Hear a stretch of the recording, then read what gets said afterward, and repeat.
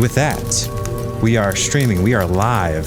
This is a special episode of Waterdeep Dragon Heist. It's a solo episode featuring Xanathar, our very finally the Kobold. star gets his comeuppance. You know what I'm saying? Tzar, the star. I heard Tzar's the star today. Yeah, I should just change your name to Star. Well, you know, that's Kobold technically. You maybe you thought that for the longest time that your name meant Star until you found out Draconic actually means asshole. that was a disappointment. Because like, what is it? Tzar and then afar, like, equals ass. Oh, there we go.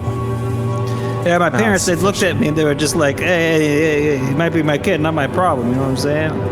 The thing was, they were implying that you're going to be a great hole digger one day.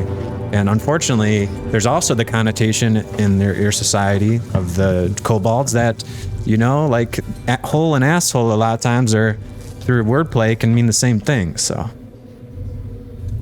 And what did your twin brother Jim Pachi, what was his name that meant? It meant the quiet one, right? Yeah, he didn't start talking until about 7 minutes after his birth. Like, everyone called him a dork, you know what I'm saying? What a loser. Like, he didn't have an opinion. What a loser. So, like, is it canon that as soon as you came out of the wound, you're already speaking? You weren't just, like, crying?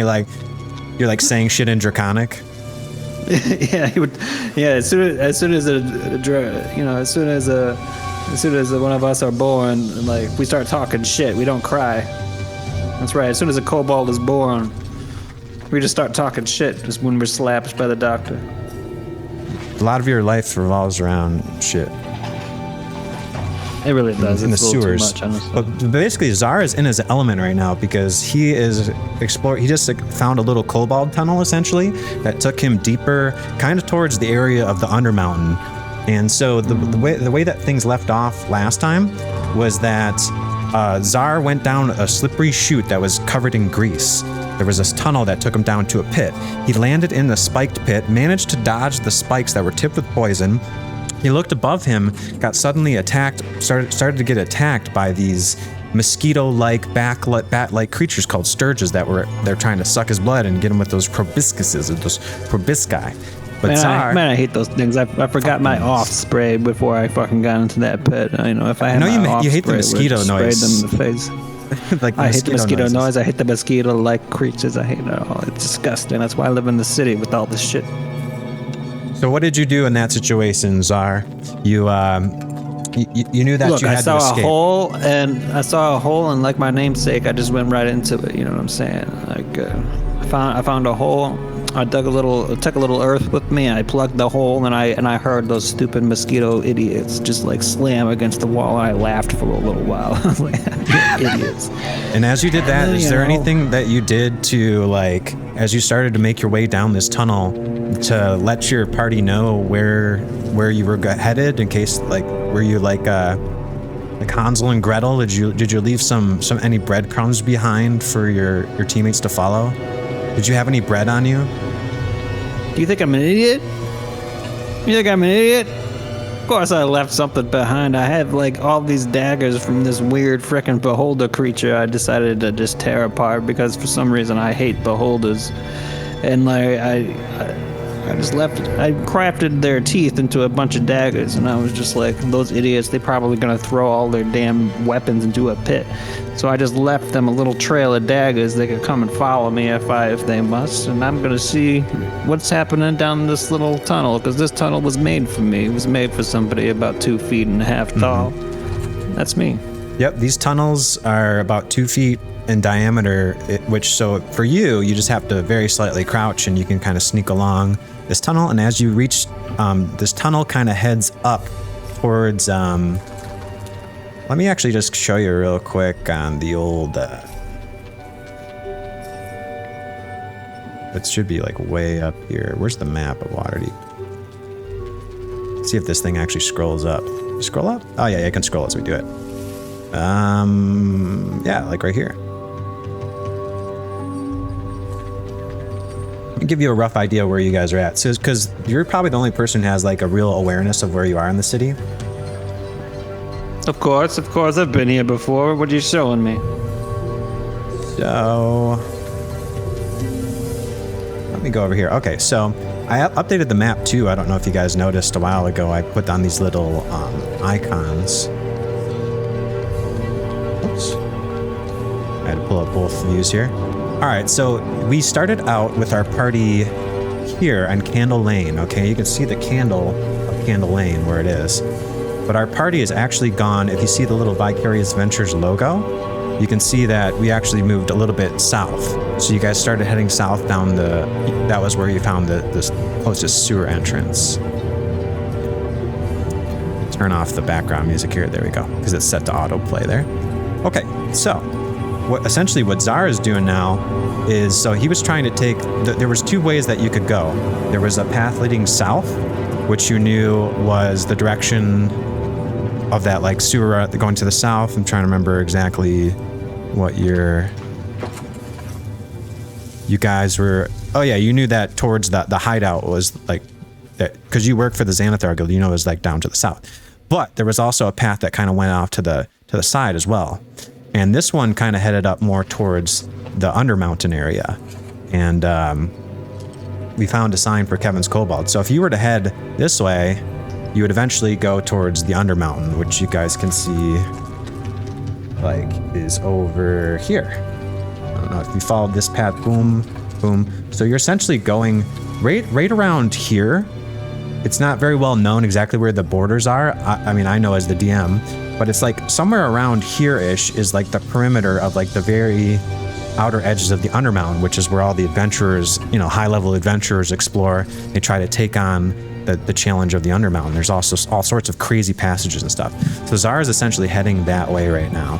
And just in general, when you guys are following into Kevin's Kobold's lair there, that's where the direction you're headed. But you've gone even further down and even further now to the west. I'm gonna take you back to the shaft. So as Tzar exits the little tunnel for the kobolds, he looks around and he sees that there's a almost 100-foot sheer cliff. That this shaft is like an elevator shaft, almost made out of stone, and it would be a very difficult climb because it's almost like it's going kind of up. Like you'd almost have to come at more than a 90-degree angle to try to climb up this thing.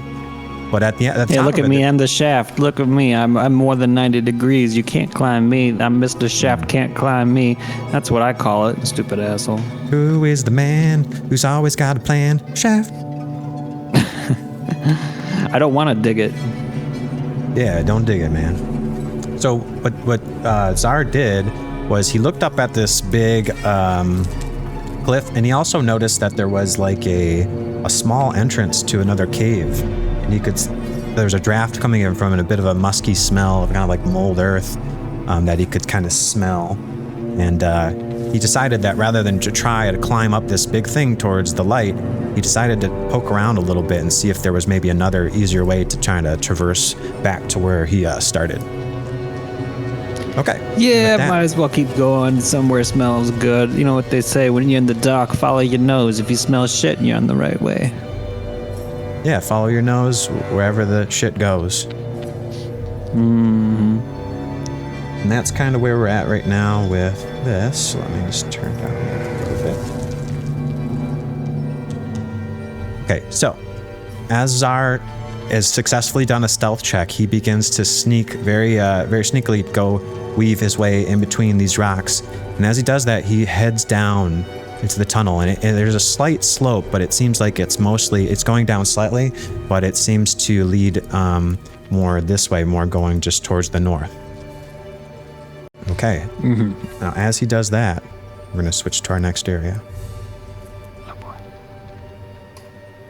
Now, this cavern's completely dark, but with your dark vision, you can see it. And this is a real view of what Tzar sees. Okay. Okay. I see a couple of fish skeletons, a couple of babies who died. You know, they probably deserved it. That's what I think. While you're entering here, go ahead and give me a perception check there, Tzar. I got a 14, a 14, an elven. Okay, that was locked then. Okay, we're gonna use that for your initial perception check. And then we're gonna use your. What do you remember what your sneak was before? Because you can just roll me. Sneak was? Yeah, I think it was like a 22 or something, right? Before. When you Oh, it rolled was high as hell. Yeah, it was back, up there. Back in that, yeah. Let me just. That was a role my mother would be proud of if she could see me. She'd be like, "You're my favorite of 257 children."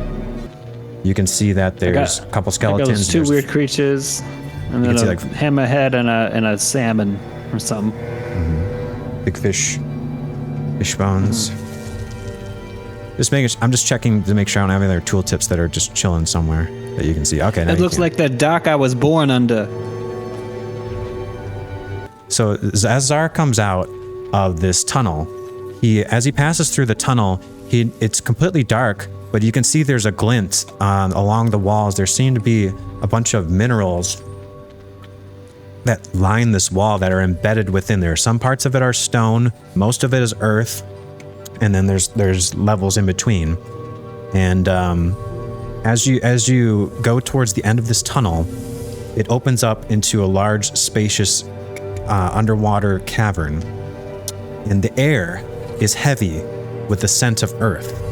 And there's distant echoes you can hear of water that's dripping nearby in this direction, resonating softly in your ears. And with your perception check, you can tell that it's very dark, but with your dark vision, 60 feet, you can tell there's an underground kind of like little lake that you find down here. As you look around, you see stalactites that are hanging like ominous icicles from the cavern ceiling. And there's a bunch of uneven stalagmites on the bottom, that form, that like rise from the cavern floor, and they create a natural maze of, and you recognize this as like treacherous kind of terrain.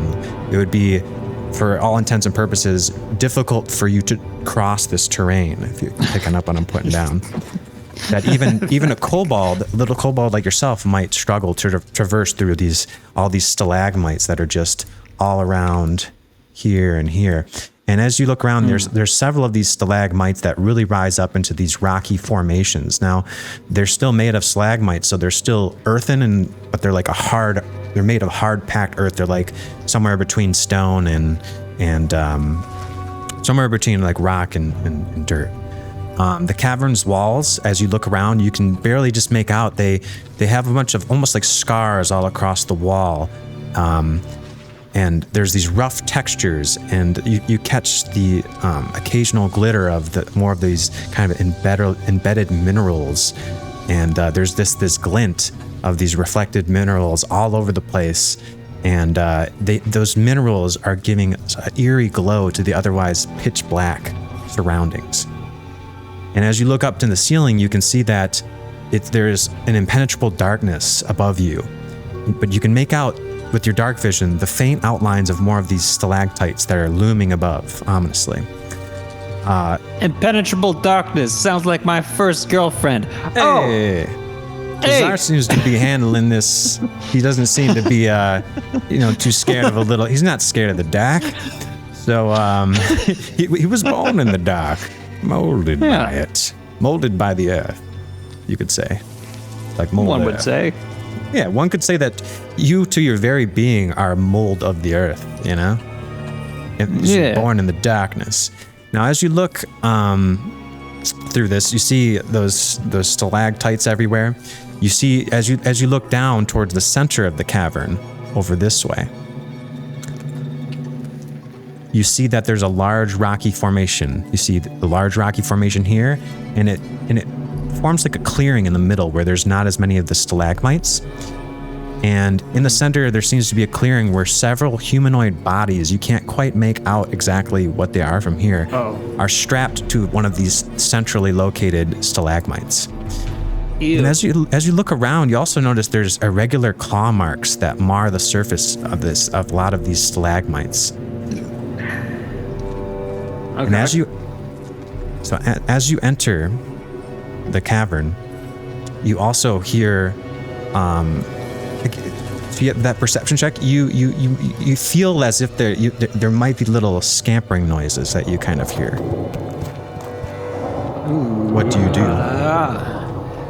first thing I do if I see a tied up body, I do one of two things, depending on the context. In another context, I might walk up to that tied up body and show them who's daddy. In this context, I'm gonna do a stealth check. Because I'm gonna sneak. Go ahead and roll me stealth. Huh? Go ahead and roll for only stealth. Oh, okay. You'd like to Roll sneak me through the stealth, cavern? Yeah. Oh, shit.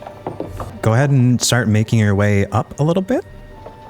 I'll stay behind the stalactite. Okay. Mites. You try to sneak up to the stalactites. As you do, you hear...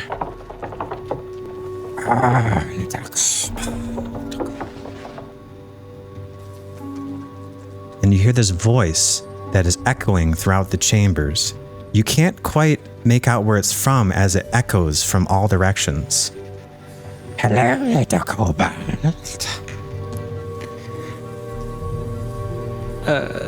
Shit. Okay, now I'm scared. Can I do a scared check?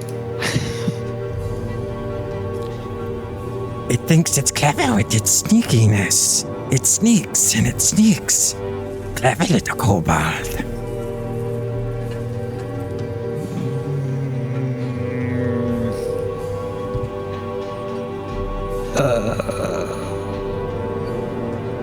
I assume I'm seen in some way, but I don't want to.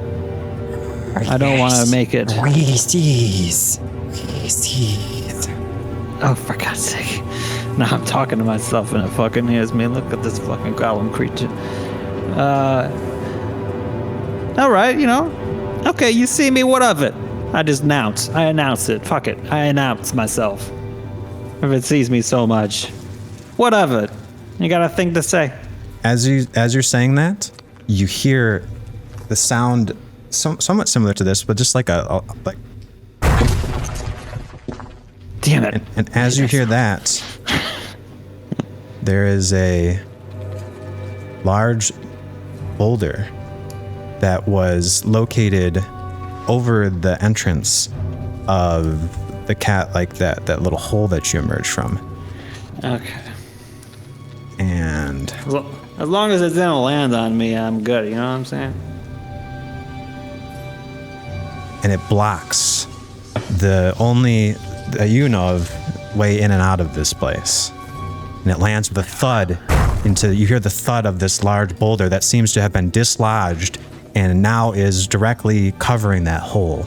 And it lands with a thud in some thick dirt and mud. But it seems to be much larger than you. You're only 2.5 feet tall. This boulder is much bigger and much heavier than you are. But it lands with a plop in this muddy, kind of dirty thing with a loud, reverberating squelch as it goes throughout the layer. He says, It's just you and me, little kobold. Man, I hate a squelch. I hate a squelch and I hate a man who makes a squelch. What do you need? What's going on with you? Are you all right? Are you okay? As you turned around to look at the rock, I assume that this loud, unavoidable kind of noise. I hear a loud squelch. I take a look. You turn behind you, and now you see on one of the stalagmites, high up above, maybe about 25 feet in the air, on top of a stalagmite, there's a creature that is lounging on these rocks casually. Lounging creature. And as you turn back around, you're not sure if it's been there the whole time because it clearly just, the rock had just landed behind you. But this is what you see. Let me just bring this up for the chat real quick so they can see this creature. It's reptilian-like features. It's almost like a chameleon-like creature. As you look, it's very dark, but you can see that it has like these predator-like, cat-like eyes that gleam in the dark. And they look at you, and that's mostly what you can see are these eyes that are peering out at you through the glint of these slightly glowing stones all around you. And the dim light reveals a creature that's elevated up on this rocky perch. And it seems to have a blend of these lizard-like features, kind of like what you would recognize as a troglodyte, but a little bit smaller than your average troglodyte, maybe only about 3 feet tall. Do you know what a troglodyte is? Tzar should know. Oh, it's a D&D thing? Sure, let me show you what a troglodyte looks like, okay? Oh, because in normal parlance, it just means a caveman. Yeah, that's the idea. Let me show you what this would look like. I have a handout for troglodytes. I'll show it to players. Show everything. This is what a typical troglodyte looks like. Okay. So it's like a more minuscule troglodyte, or is it as beefy as this beefcake? Normal troglodytes, kind of have this sinewy, they seem to be pretty well muscled. They're kind of lanky, but this one looks almost like emaciated. It looks sickly. It doesn't look quite like your average troglodyte. It has weird little patches of its scales are like mottled, and it seems like it's a little bit irregular. Doesn't look quite like a regular troglodyte. It's more like, if you were to take your guess, it almost looks like a hybrid more between a troglodyte and like a kobold, but it doesn't have the long snout like a kobold. And so you look over and you see this creature, and it's sort of just like lounging on its side with its head propped up on an elbow, and it's got its other leg propped up as well, kind of like it's modeling, and it's got its hand on its thighs, and it's on one of its legs, and it's wearing this tattered vest, but the vest is kind of open, right? And you see it's kind of like just casually leaning on this thing with like its vest open, and it's kind of just like, and it looks at you. It goes, hello there, Kobold. Welcome to my lair. You look like my mother after Mari was canceled. Oh! And it says, so nice of you to join us for dinner. Dinner? What's for dinner? Oh, little Kobold, you are our honored dinner guest. Me and the beastie. We live here, yes? Beastie? What beastie? And as Tzar looks around, you don't see anything in the immediate area, but when you look back, this creature seems to have like shimmer and disappear like a chameleon. It can slip into its like a hidden. It becomes one with the rocks, and suddenly kind of almost like it blinks out of existence. But in the darkness, it almost looks like it just disappears. Okay. And now you can hear it again, but all you hear are echoes as as when it speaks, it seems like it's coming from all directions, just like before. You can't quite make out where it's coming from. Do you Looks like I'm in a situation. Do you want to stay where you are, or do you want to try to move around? Now, if you move around, it's difficult terrain, so you can only move at half speed, but you could try to, it does look like you're able to, if you want to clear a path, you may be able to do so. If you have a shovel or some kind of like spell or something like that, that may be able to dispel some of that.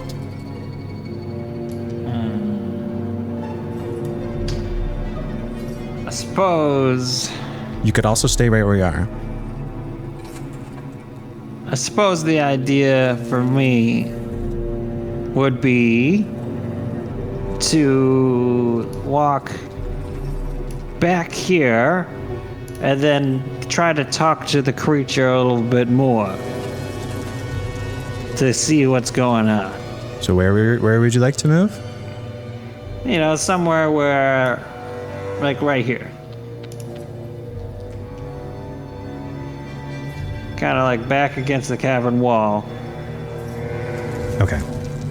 So Tzar backs up and you push up against the cold, wet, damp walls that there seems to be a lot of like moss that covers these, a lot of growth, kind of like a moldy growth set around there. It's slick. It doesn't look like it'd be very easy to climb along the surface, but it coats a lot of these. So where there's not minerals, there seems to be mold and moss and these ancient stones that are kind of this musty earth that you can almost taste it, like like when you have like a cut on the inside of your mouth and you can taste the iron or the blood.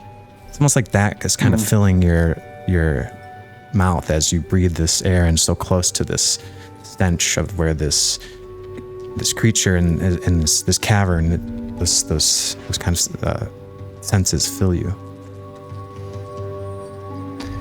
Smells like home. Like you hear the voice speak to you from somewhere in the cavern.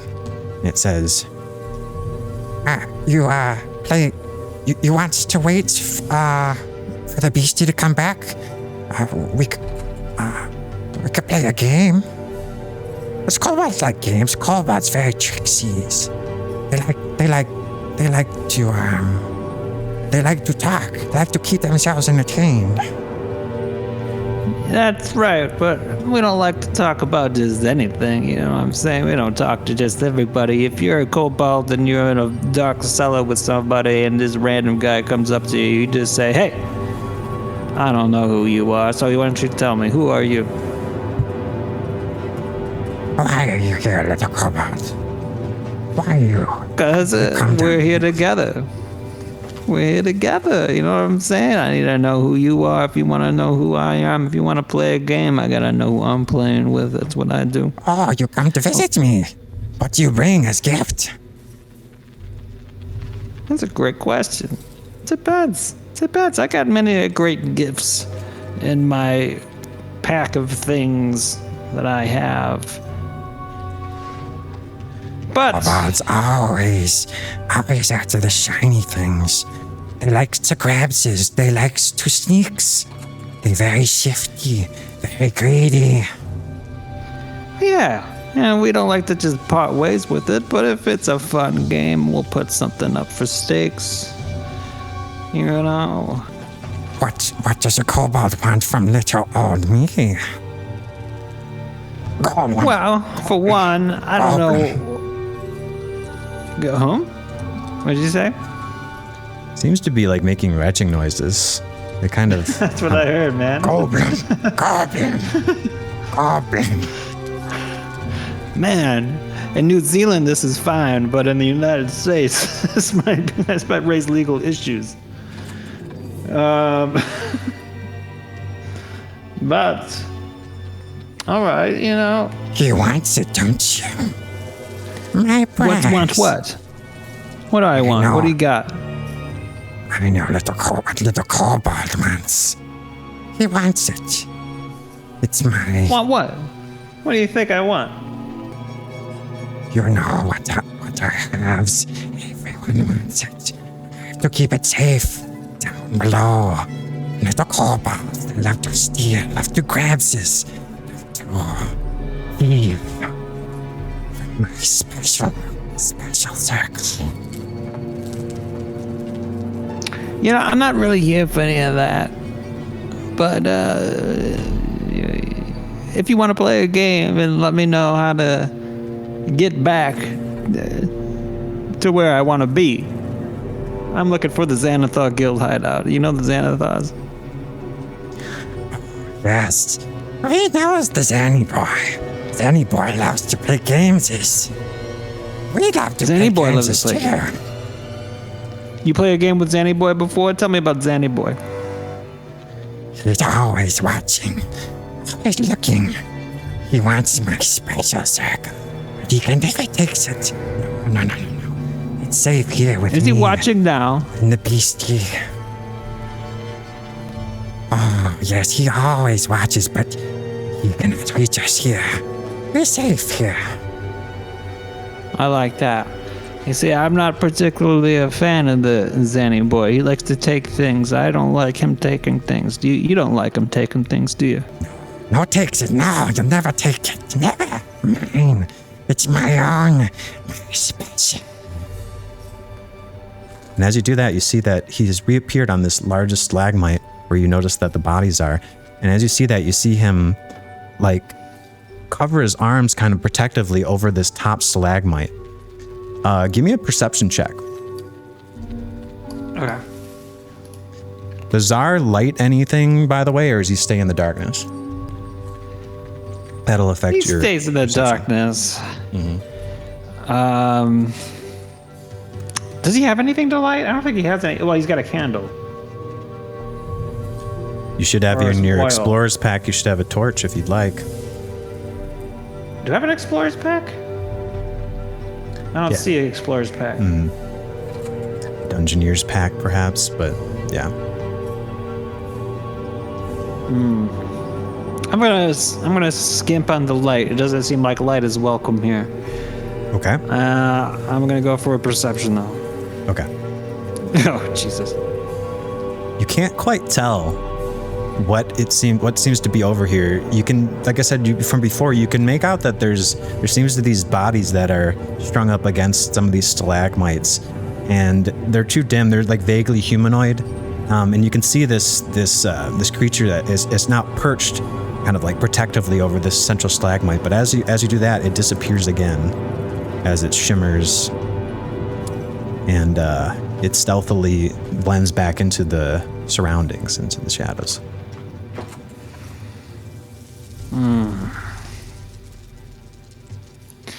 Wow. Come, little Kobold. Come to the dinner table. You must be hungry. See, I yes? already ate. I already ate. I had a fine dinner with a wonderful dragon lady. Curious about any games you might want to play. I'm also curious about your experience with Zanny. You know, I've got a guy in my party I'm trying to meet up with. He wants to kill Zanny. What do you think about that? Lots of kobolds work for Zanny. Do you? Kobolds don't work for anybody. Don't you know? Don't you know Zanny boy? Oh, I know plenty. I want to know what you know.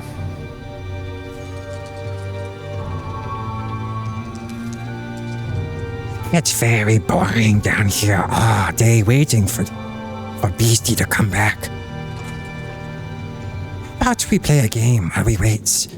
If the kobold wins, he goes this.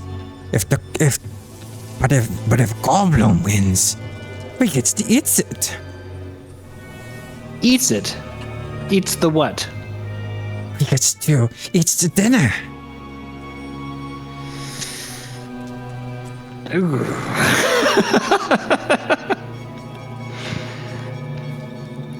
What kind of game you want to play? You want to play a I little could always shuffleboard? call the Beastie now. It's just one word away.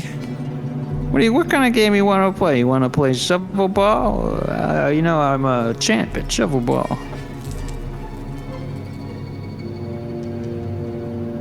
Kobold, you're very smart, Kobold, aren't you? Always Not talking. really. Always talking. Look, Even- I'm a talker. even That when doesn't you mean should I'm not saying talk, what you I still need to say.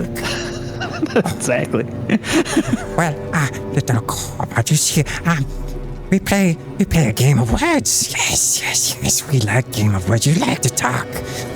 We talk with Kobold. Little Kobold, we Okay. love it. We love it too. So much fun. You play with us, yes? If you want me to play a game with you, I will play a game with you. And if I win, you show me back to my friends, and we will take care of the Xanathar for you. Yes, If we I show you the way. lose, We show you the way. Yes. We show you the way out. if I lose, you just let me find out on my own, and I'll give you a couple rations, and you can have those rations. Oh, we eat very good. No, lots of fishies. And as you do that, you can hear like the sound of a slippery like fish as it kind of flops around and it kind of starts, you hear slapping noises that kind of bangs it against, and he's like, Oh, yes, lots of fishes here in the lake. We eat goods, but Beastie has very particular tastes. What is this kind of beastie you keep saying? Oh, Beastie, she always hungry. She likes the shinies. Kobolds always have lots of shinies. That's what you give Beastie. Yes, you stay for dinner. You give the beastie the shinies, but not the koboldies. You know what I'm saying? Beastie just wants shinies. Yes. Oh, that's much better. You know, Mr. Man, I thought I was about to shit myself because I thought you meant he was going to eat me. But if he wants to eat some shiny things, let's go ahead. I don't really care about the things I'm holding. Just don't take my shovel, you know what I'm saying? That's mine.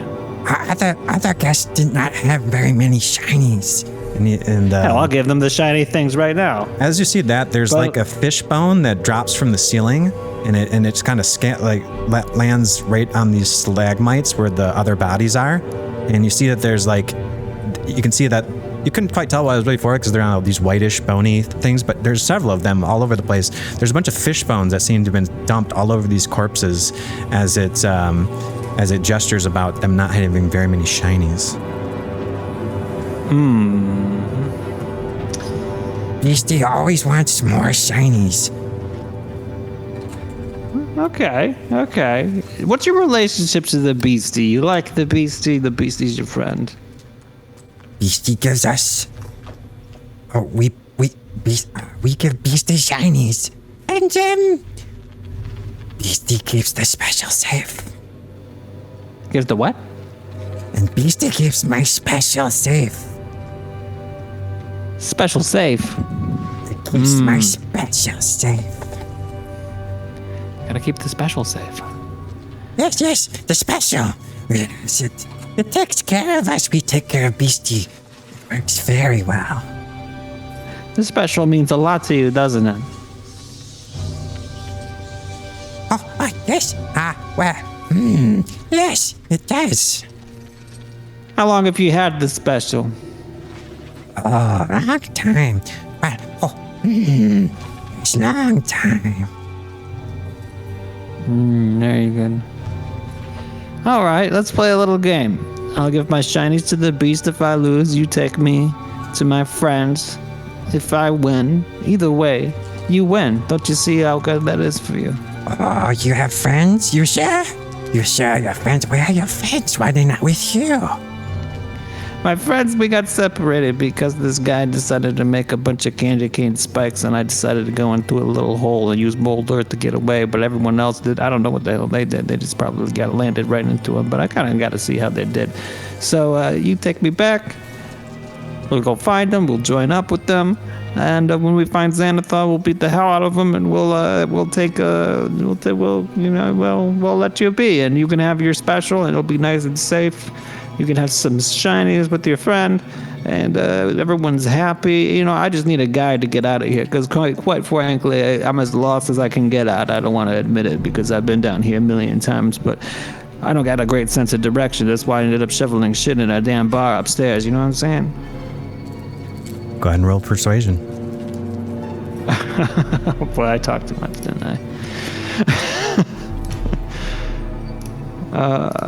Persuasion. Oh boy. Shit. Good one. I'm sorry, little girl, but nobody likes you. You don't have any friends. Nobody going to save you. Only me, only Golbum. I help you. But Golbum very lonely. You don't get to play games with anyone. Beastie not good at games. You got a point. Let's just play a game just for the fun of it. You want to play a game? Let's play a game. Oh, yes. Yes, we do. We love the games. Okay. Don't have any friends. Nobody likes you. Yeah, you're the life of the party, I bet. We play 3 games. We play 3 games. You go 3, I go 3. I give you 3 riddles. You give me 3 riddles. You guess more right, you go. I guess more right, you stay. And give shinies. Okay. Let's do that. Give me a riddle. Okay. Yes, that would be very good. Okay, you're for me first. You choose. You go first. I'm feeling generous. Let me switch over the music to this one. Here, just to mix it up a little bit. Yeah. Okay, Scott. So mechanically, the way that this game's going to work is you're going to play a game of 3 riddles with this creature, this Golbum character, Goblum. Goldblum.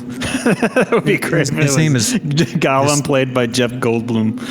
Seems to be it seems to refer to itself as Goblum. But you're going to play a little game with this, and you guys are going to tell each other 3 riddles. And if you pass a check, let's see what I had in my notes here. I don't know how much faith I have in this. The nature checks. Okay, yeah, they're all nature checks. I was just making sure that was right. So if you make a nature check, I'll reveal the first letter of the word, okay? Now, the way it's going to work is like, I'll give you some riddles that you can say as well. And if you can guess your own riddles, he'll automatically fail for getting his. So there's going to be 6 riddles. They're all going to be spelled out for you. If you guess your own riddles right before he can guess them, there'll be like certain amount of rounds you can do. If you can guess them, that'll be as if he couldn't guess them. Okay. Oh, okay. I'll also be rolling for it though. Like if you don't have any guesses, and I basically will roll for whether or not he gets the riddle right. It'll be an intelligence kind of based thing. Man, if we had video going right now, we'd be seeing me sweating on the stream, buddy. Good. All right. Well, this is a kind of a tense situation. So, all right, I'm going to bring up the riddles for you. And let me just check my notes to make sure I give them the right ones to you versus him. All right. So you're starting, right? Or he's starting? He's starting. He's going to start? Yeah. Okay. Here's the first one that he's going to give to you. Here's what you hear.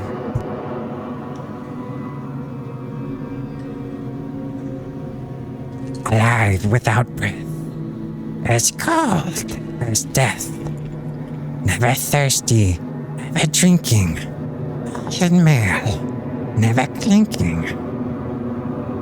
What am I? I'm going to put it out for the chat to see as well. Yeah, can you do that? Hold on a second. I'm going to actually type it as if it's him. What is it, little Kobold? I give you time to think. Not too much. I need a lot of time to think about this. Life without breath. Death. Never thirsty, ever drinking. All in mail, never clinking. Can you also give me a nature check? Want a hint? A nature check. Yes. That would help. Okay, I'm gonna get as much help as I can. Let's see here, because I am not that good. Oh, damn it. With the 7 nature check, you try to think back on possibly what it is that it's describing, but you don't quite know. But as Tzar does that, he starts to think about, he's worried. He wishes that his friends would be there with him. And he wonders, too, how long this creature has... Give me an insight check, actually, on this creature. Insight check. Alive without breath. Skill check.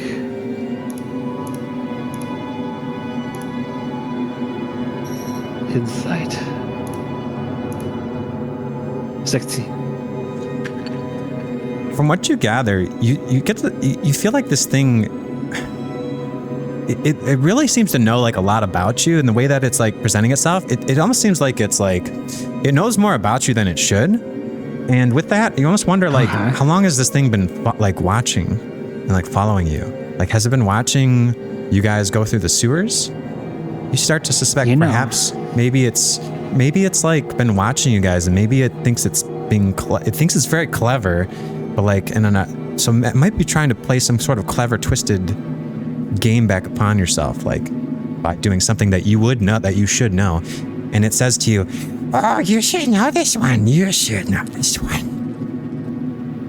It's always with you. Yes, yes, yes. Always with me, always with me. Alive without breath, as cold as death, never thirsty, ever drinking, all in male, never clinking. And you know me. I can tell you know me. You know how I can tell you know me? Because you think I don't got friends. The only way you can think I don't have friends. No friends. No friends. Only way you can think that is if you've been watching me. so you kind of like, when he said that you have no friends, you think he's like lying about that. He knows that you have friends. Yeah, you're just pointing at a soft spot in Tzar. You think Tzar's got a soft spot, but you know what? I think I know what you're going on about. My nature check told me a little something. You're talking about my friend Mako. Do you have any inspiration left? No. I think you do. Okay. I gave it away. Right. You're talking about a fish.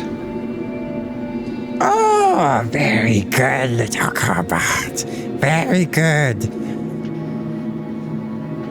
You have any fish friends, maybe? How you get that one? They're not very easy.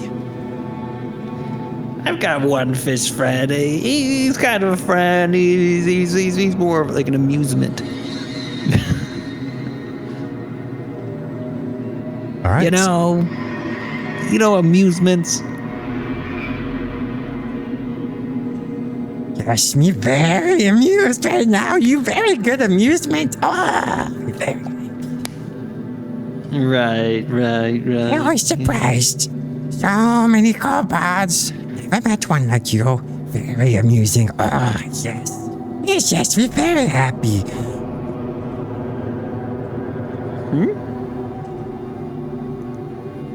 Yes. That's Are you ready just for my life. riddle? Life, finds a way. To always be so amusing. Now you go. Yeah, fish You are- amuse. They amuse. We all amuse. You're kind of amusing at this moment, I like a clown once in a while. Are you ready for my riddle, Mr. Man?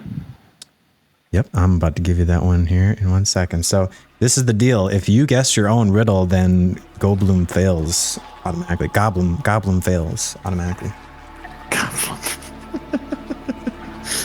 You could see him talking before, right? When I said it as him, the riddle. Yes. Okay. So now I'm going to do this one as Tzar in the chat. Okay. Oops. I don't know why I lost it there for a second. Okay, here we go. Okay, you can go ahead and read it. In character to him. Hey, give me food and grow, I will. Nope.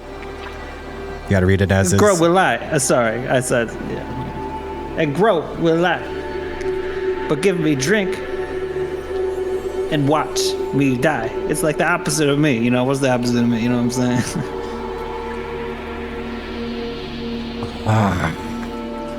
Well, okay.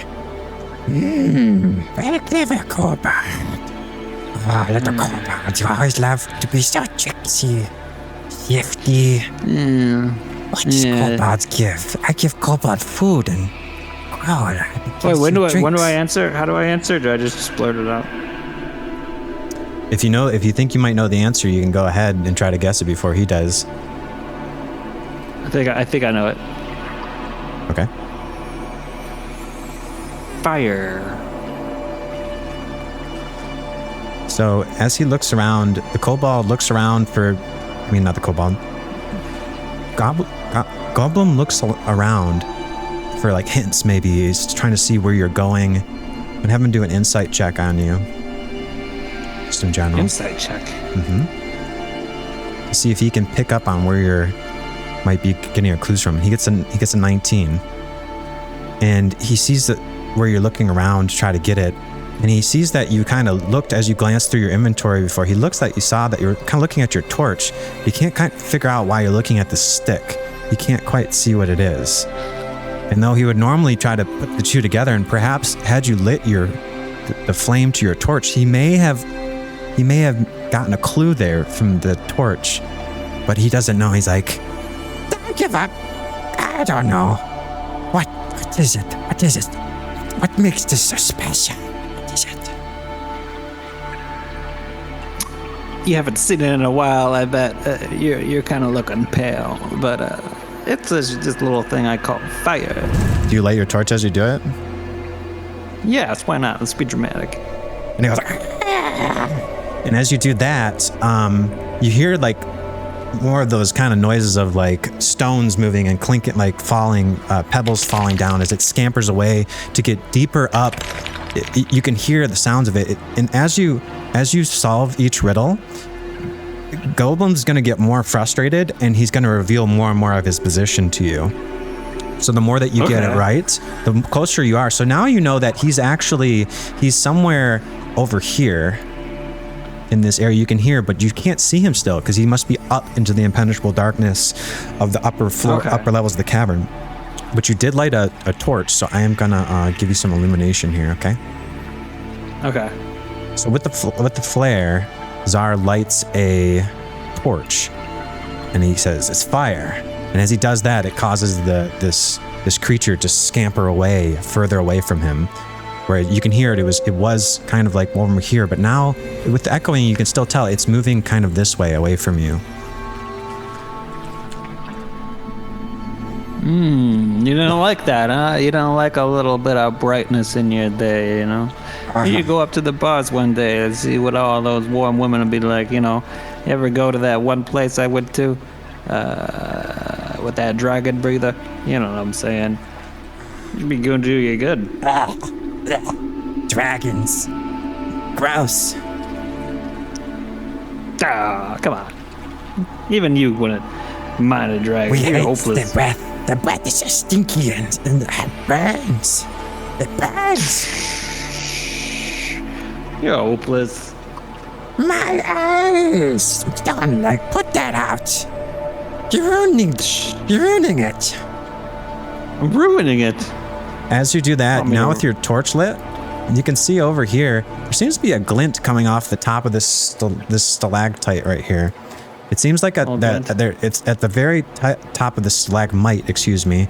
There seems to be something, you see a glint of gold at the very top of it. Okay. All right, so I'm gonna pull up the second riddle here for a second. Let me just Golbum's switch. riddle. Yes. Golbum. Jeff It goes. Goldblum. Don't worry, Golbum. Kobold, I find a way to beat you. Life. Goldblum Tzar. finds a way, huh? It crashes through barriers. Well, there it is. And it licks. You hear a licking sound, and then another fish. You hear the sound of like as it like bites into a fish. How much fish and then you eating drops up it down there? And you see another fish bone drop in this area over here with your torch lit. By the way, it should be brighter with the actual torch, right? Am I right? Modically, medium, you know. I do believe Nothing it crazy. should be. You can see it A moving little around, bit. right? Yeah, I see it moving around and things are brighter, but you know, it doesn't reveal anything. So what that does is it makes sure that like he has to do it. Like if Golbum tries to like sneak around you, the light will make it so that he has to actually pass his stealth checks now. Okay. But he is a chameleon-like creature, and he has advantage on his stealth when he's in his element here. Okay. Let me bring up the next riddle here. I've been lucky. I think I've heard some of these before. All right, so let me check my notes for who's got what. This is going to be him giving you one, correct? Or are you giving him one? Or no, him giving you one. No. Yeah. Okay, ready? Here it goes. Uh-huh. Okay, Kobold. He likes the fire. Oh, he likes the light. But I do. you never see this one coming. Like hear the echoes of it laughing around. Oh boy. Ready? So here it is. It cannot be seen. It cannot be felt. It cannot be heard. Cannot be smelled. It lies behind stars and under hills. In empty holes it fills. You see, it comes first and follows after. Ends life, kills laughter. Now, I'll paste that in the chat for you guys. As That's a beautiful thing. what's the name? Goblum. Right under Goblin, so I keep on clicking on Goblin instead. So you can take some time to read that out loud and try to think about it. And while you're doing that, you can give me a nature check while you're thinking. Well, I can do it for you. You want me to do it for you while you're thinking? Go ahead and give me the nature check. Yeah, I'll have you do it. So just that way, it'll be more consistent. I don't want to rob your rolls. That's fine. I mean, I'm sure I'm gonna get a fucking 2. Didn't what you got 9 last time too? Okay, Yeah. so I can't give you the first letter, unfortunately, because you need a 10 or higher to pass the nature check. So you can try to give me an inside check on his voice, though. Maybe. Inside check on his voice. To see, like, if you can figure out, like, it seems like, like the way he's delivering his lines might be able to give you some sort of hint. Oh, give me that. It sounds like clue. It sounds like he's like literally making these up as he goes. Like he seems to be pretty good at this, but he seems to be like looking around as he does it. So your insight tells you perhaps you should think of the environment that you're in, since he seems to be like really looking at things that are around him. I mean, the last one was about a fish, and you also have a party member who's a fish. So you can kind of deduce maybe he might do something similar with this one, or he might just be like looking around. Party members. Okay, but not necessarily about my party members. Not necessarily about your party members. You don't gain. I mean, it's possible that he might, though, but it's like it cannot be seen, cannot be felt, cannot be heard, cannot be smelt. It lies behind stars and under hills. Empty holes it fills. It comes first and follows after.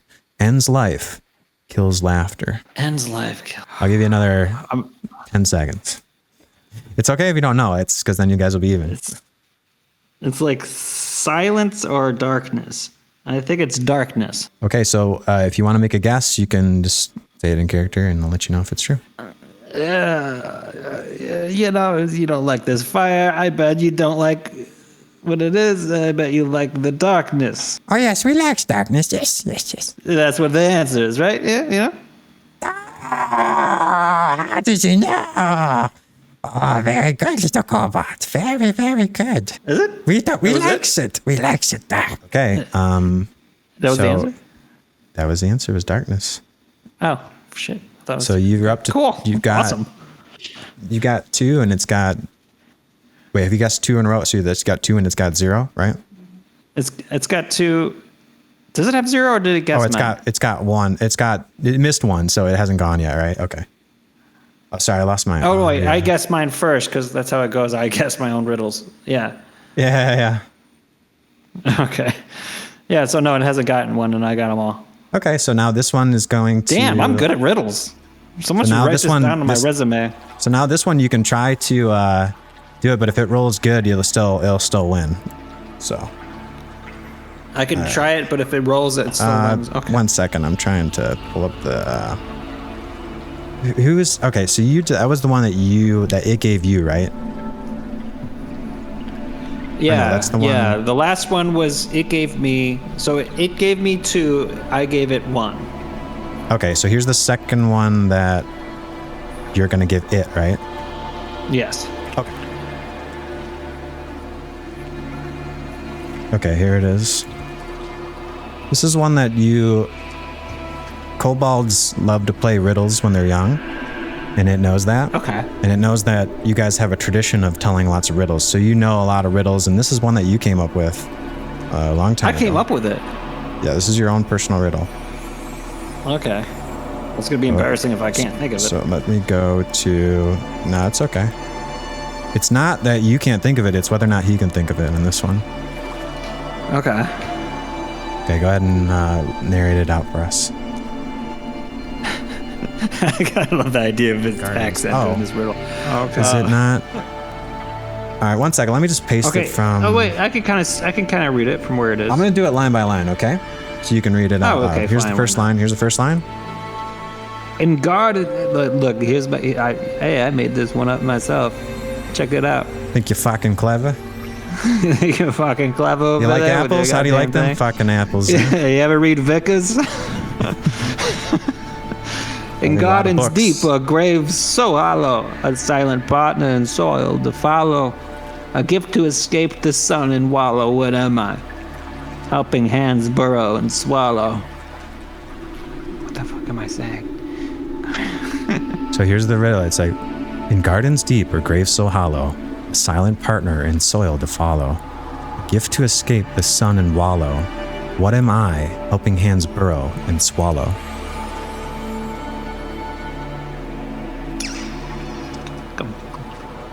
Like a worm?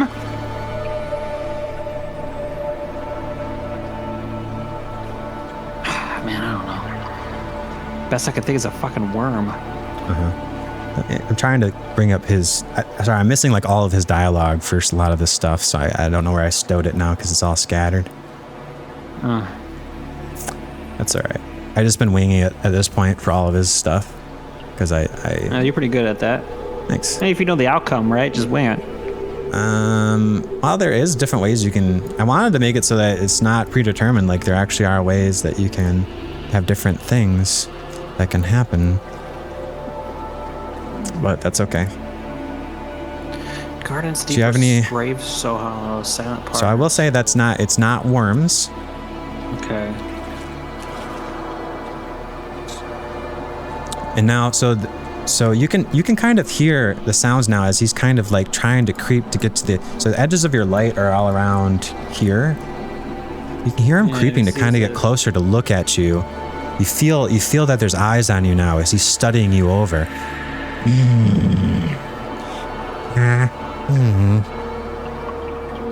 No, that can't be it. I'm trying to scroll up to see my own poem. Hands that burrow and swallow. The gardens. The soil. A gift. What gives a gift? What does Kobold? Gifts. Oh, I know. I'm gonna roll an insight check to see if he's right. Do you have any last minute guesses? It's gonna just be for fun, but Gift to escape the sun and wallow. When am I helping hands burrow and swallow? Must be something shiny, right? The Kobold loves shiny. So what gift does Kobold give? Silent partners. Like a shovel?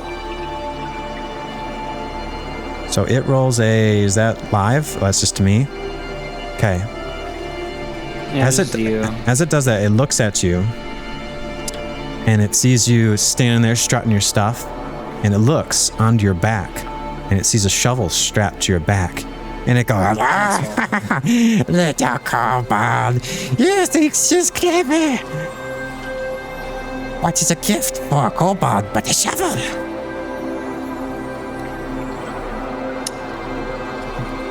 He's right? he's right. Damn you! Damn you to hell! You creature! You creature of the deep! Yay! Revenge is almost revenge is love. Almost. Just Still more time. losing, boy. You hear him muttering. What time? Almost there. Almost there. Okay. Yeah, you want this shovel? Come get the damn fucking shovel. I'll give you a fucking shovel. I'll give it right into your fucking jaw. You know what I'm saying? All right, so with this one, if you get this next one right, it kind of doesn't matter about the last poem, right? All right, here I go. Because you This is guys are me. at 2-1, right? So if he gets this one, this is for you, and if you don't get it right and he gets the next one right, then you guys end up tied. Otherwise, this pretty much determines it right here. Okay. If you get this one right, he can't win. So You think he's gonna honor the deal, or is he gonna fuck up and I'm gonna have to beat him with my shovel? I don't know. I'm gonna beat him with my shovel.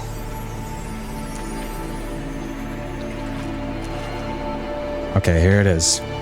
Here's what Golbum says. Golbum. Golbum.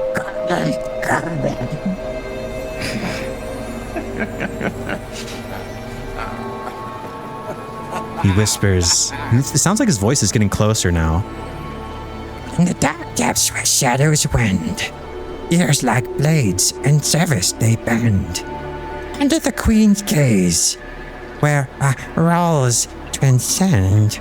Oh, in silence obeys, and where do male's whispers end? In the dark depths where shadows wend. What does wend even mean?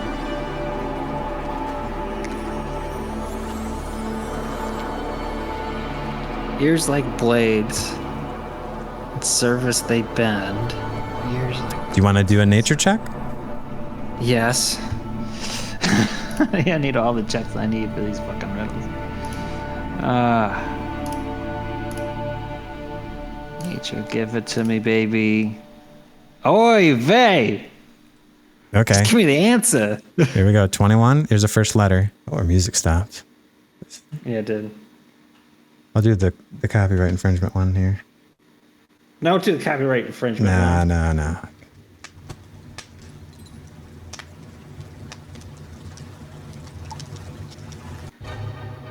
Like, I feel like it's a chess thing because of the queen thing.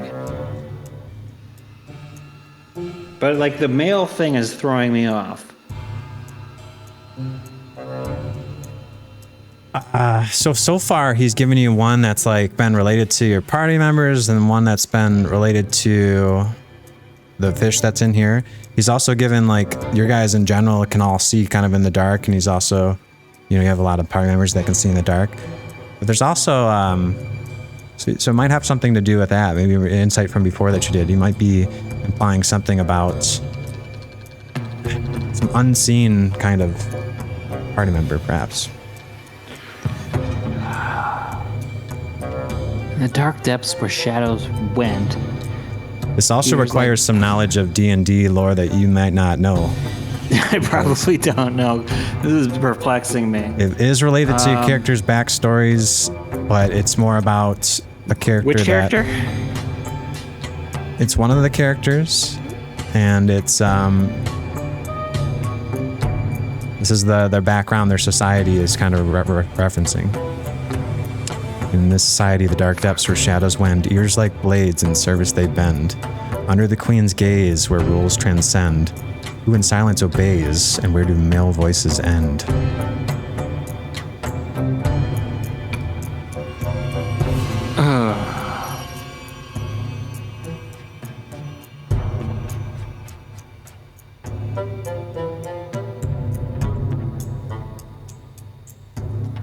No fucking clue, man. It starts with a D?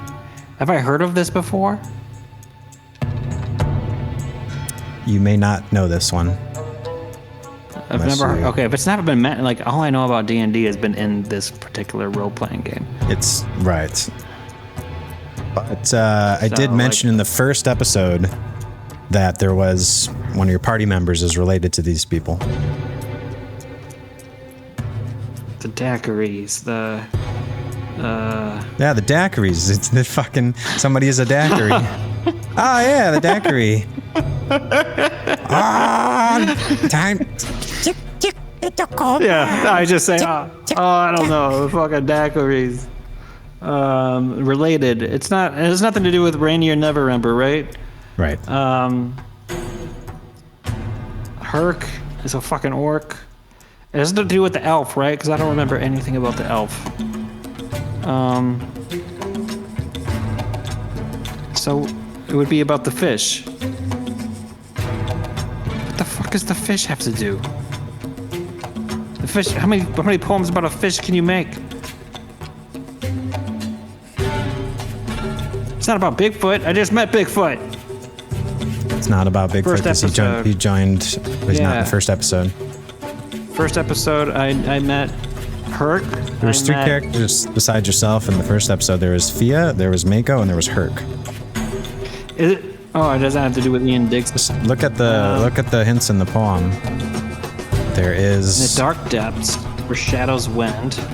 I know it's very possible that you just don't know what this is in D&D, but if you had watched the first episode, you might know what this is. No, I don't know. Okay.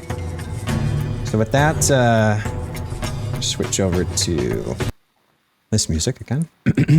I guess many kobolds don't go down into the Underdark, do they? Well, everyone loves the dark. We've been all over all of Faerun. We see many things. This is the best place, though. None of them nasty drowsies. We don't like the drowsies. Drowsies. He says, so the D stands for drowsies. AKA a half-elf that's from the Underdark, AKA a drow. Oh. So with that, you miss out on this one. Sophia is a half-drow. She's a drow elf with pointy ears like blades. Under the queen's gaze. If we had joined more than one episode, I might have known that one. And then the male drows are the only one. Male drows don't have any agency, so they're stuck with those rules where they have to be always under the Spider Queen's gaze. So that was a tough one. That was a tough one. Especially since I'm pretty sure you didn't know what drow are, but drow are kind of like a common D&D thing, so drow elves. Did you write that poem yourself? I did. How so did you make that? So nobody can Google it. Just in case. Is that what that was? Make sure, yeah. So that way it could be guaranteed to be a tough one. Okay. So now we're on to the last one where you're going to tell it a poem, right? I mean, a yes. riddle. I'll do this as Tzar. Yeah. Golbum is typing. Yeah. When I hit send, it should go through.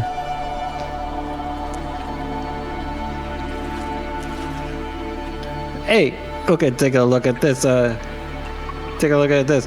The more you take away, the more I become.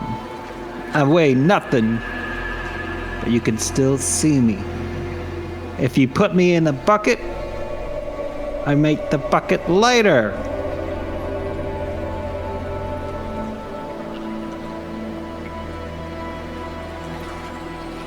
Is it nothing? It says I weigh nothing, so it probably wouldn't be. I weigh nothing, yeah. It probably wouldn't be in the poem there. So yeah, I guess so. I'm gonna do a roll for it to see if it knows it or not. And check. Intelligence. Or this will be a nature check actually on this one. It's a 13. So we'll get it right. I'll give you about 5 or 10 seconds and see if you can get it. If not, we're gonna move on. Is it light? No.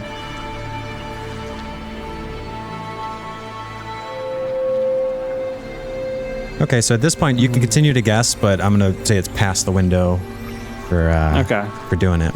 But if you want to take a guess, take a crack at it, go for it. I mean, why you take away the light?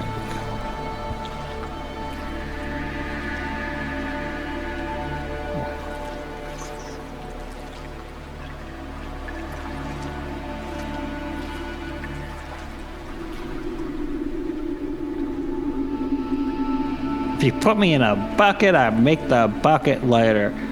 This is another one of your written ones.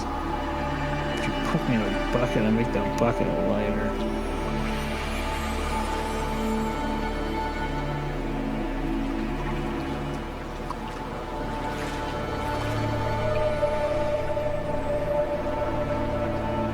Sorry, don't look at the screen. I forgot. Okay. Sorry, I had my mic muted. Look away from that. And I thought don't look at treasure sense. Well, unfortunately, I switched to you, so it did it as you, and I don't know how to delete it. That's fine. And I it's- don't know. Yeah. I don't know what it's worth. Let's scroll up so the chat can't see it either. Because I clicked the button that was for GMs and I didn't realize it would, as you, reveal it since I was talking as you. So unfortunately it revealed something it shouldn't have revealed.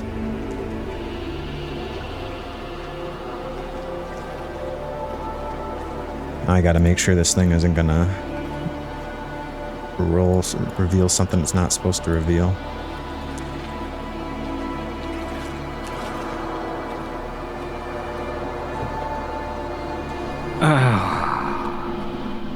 Or can I just make it so that it always whispers stuff? Put me in the bucket. I make the bucket lighter. It's weird. What the fuck would you put in a bucket and make it lighter? You can keep thinking. I'm trying to make sure this thing only whispers instead of doing it publicly now, so.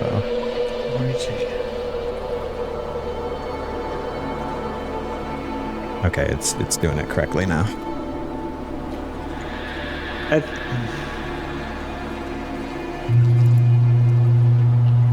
What would you do to a bucket to make it lighter? If the bucket was full, you would pour the bucket out. Oh. I think I know it. Do I get a point if I know it? Get a brownie point. Oh, I get a brownie point? Yeah. I think it's like a hole. So this thing looks around and it sees that you keep on eyeing the rock that seems to be blocking your way out. And it sees the shovel and it sees you thinking and it's like, Ah, you want out, don't you, Kobold? Yes. You want to escape? You want to go out the hole, yes? That's it. No. The hole. The hole is the... Damn you. The hole. Yeah, but you love the hole, Golbum. Ah, I told you my name. You tell me yours. We even now, yes? We're even. I guess. We You know, told you my and name, your you tell fucking us. riddles. You and your riddles about weird races I've never seen because all I do is spend my life shoveling shit in the underground. Yes, Mr. Yeah, I know Kobold. your We game. even now. Golbum Yeah. tells you. I told you my name. You tell me yours. It all comes down to this, doesn't it? The one that you're about to say. And then me afterwards. I think you guys have both told 3 riddles at this point, right? Did we? I don't know. So he won? No, I think you guys are shot. You guessed 2 right, and you guessed 2 right, right? Okay, so that must be one more because it's 3 each, right? But you also guessed 1 wrong, and he guessed 1 wrong. Oh, yeah, right. Oh, okay. Well, we're tied up. That must mean we're friends. Ain't that right, Mr. Goldblum? Yes, we friends. What's your name, friend? I'm Tzar. Short for asshole. Ah. What this? Never heard Tzar for. What they mean? What is this? Well, you know, when I was born, a few minutes after, I started running my mouth. And my mother was like, "You're Zarfar." And in Draconian, that means asshole. I like it, though. It suits me. I remember this. This, You my remember head this? hurt. This makes my head hurt. Oh. What do you mean it makes your head hurt? Why are you feeling bad, Mr. Goldblum? What? This Yeah, is no, my own I thing. just- Why does it make you hurt? Those words. Asshole? That language. It hurts my ears. Hurts my brains. Oh, Draconian. Zarfar. Yeah, that's my name. And it goes, Goblin.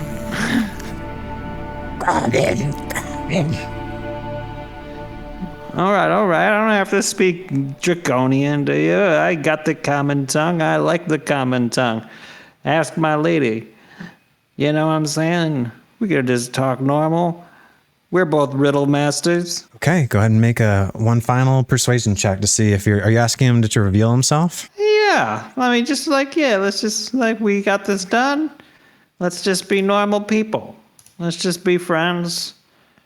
You know? Turn the music back on here. 17. Okay, I'm going to...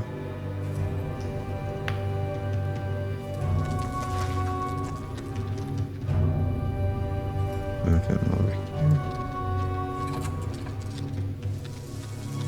As he appears again after you say that, he looks to be like shaking and very, very disturbed from what you just said, but he's like, Yes. Say those special words again, though. What was the one? Tzar, what? My name? Yes. Sarfar. Ah, yes. We remember this. We remember this. Remember someone saying asshole in Draconian to you? Yes. and so it, so I'm on the wrong layer here. It pops down in there. It seems to be coming close, but doesn't want to get, he doesn't get too close. He kind of cowers from the torch. And he doesn't seem to want to get any closer because of the light. Okay.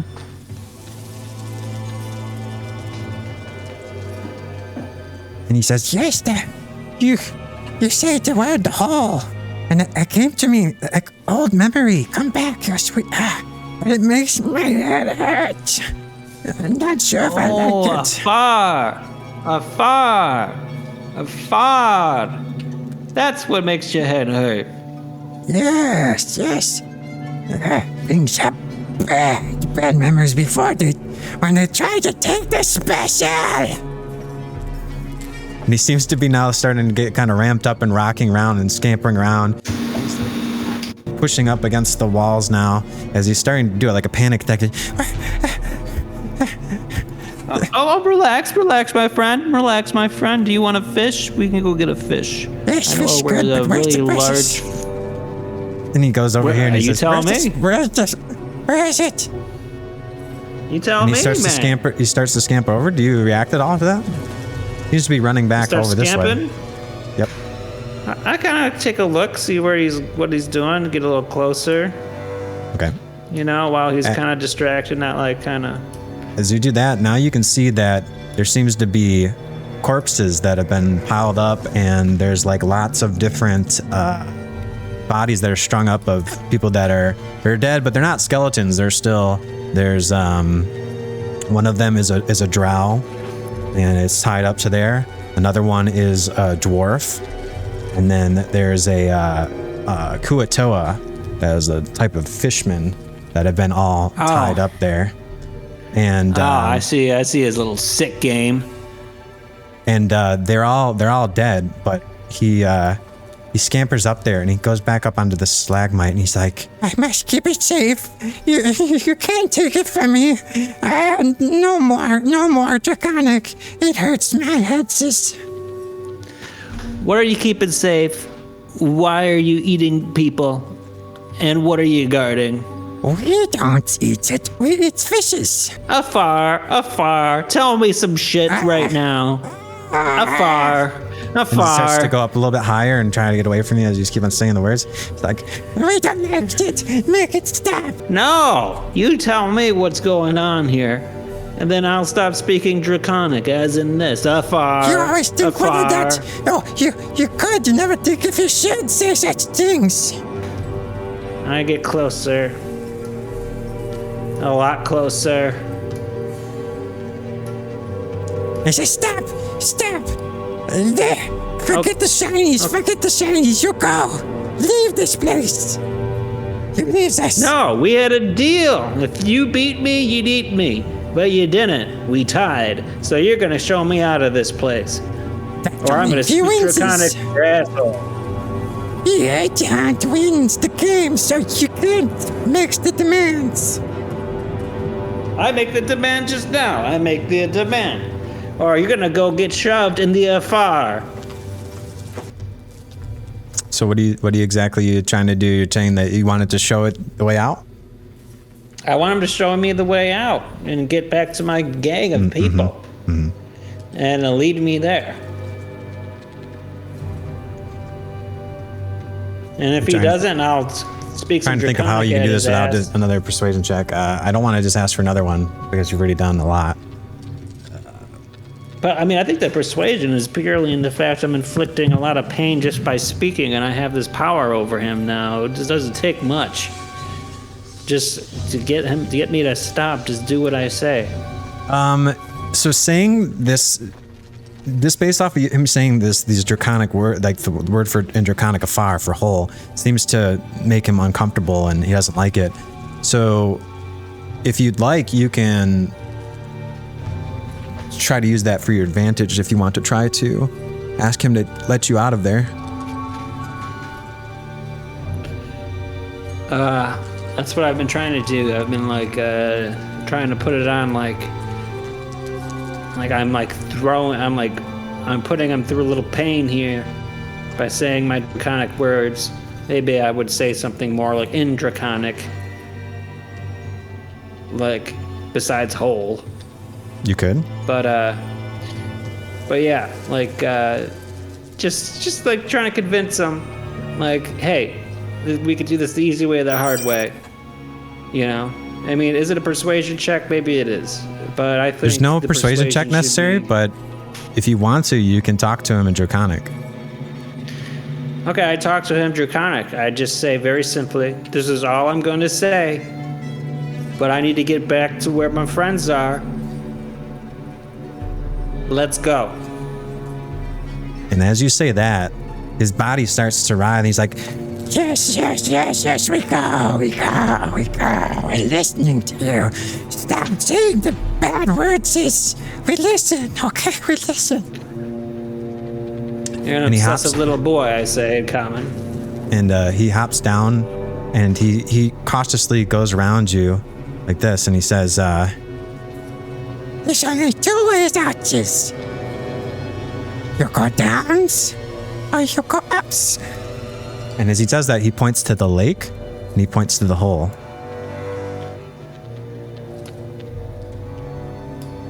Which is the better way, you think?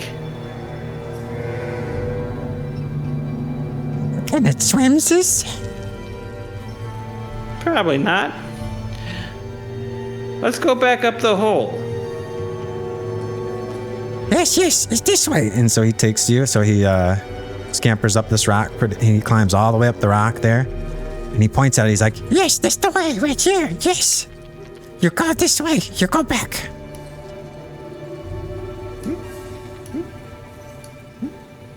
Are you just heading back?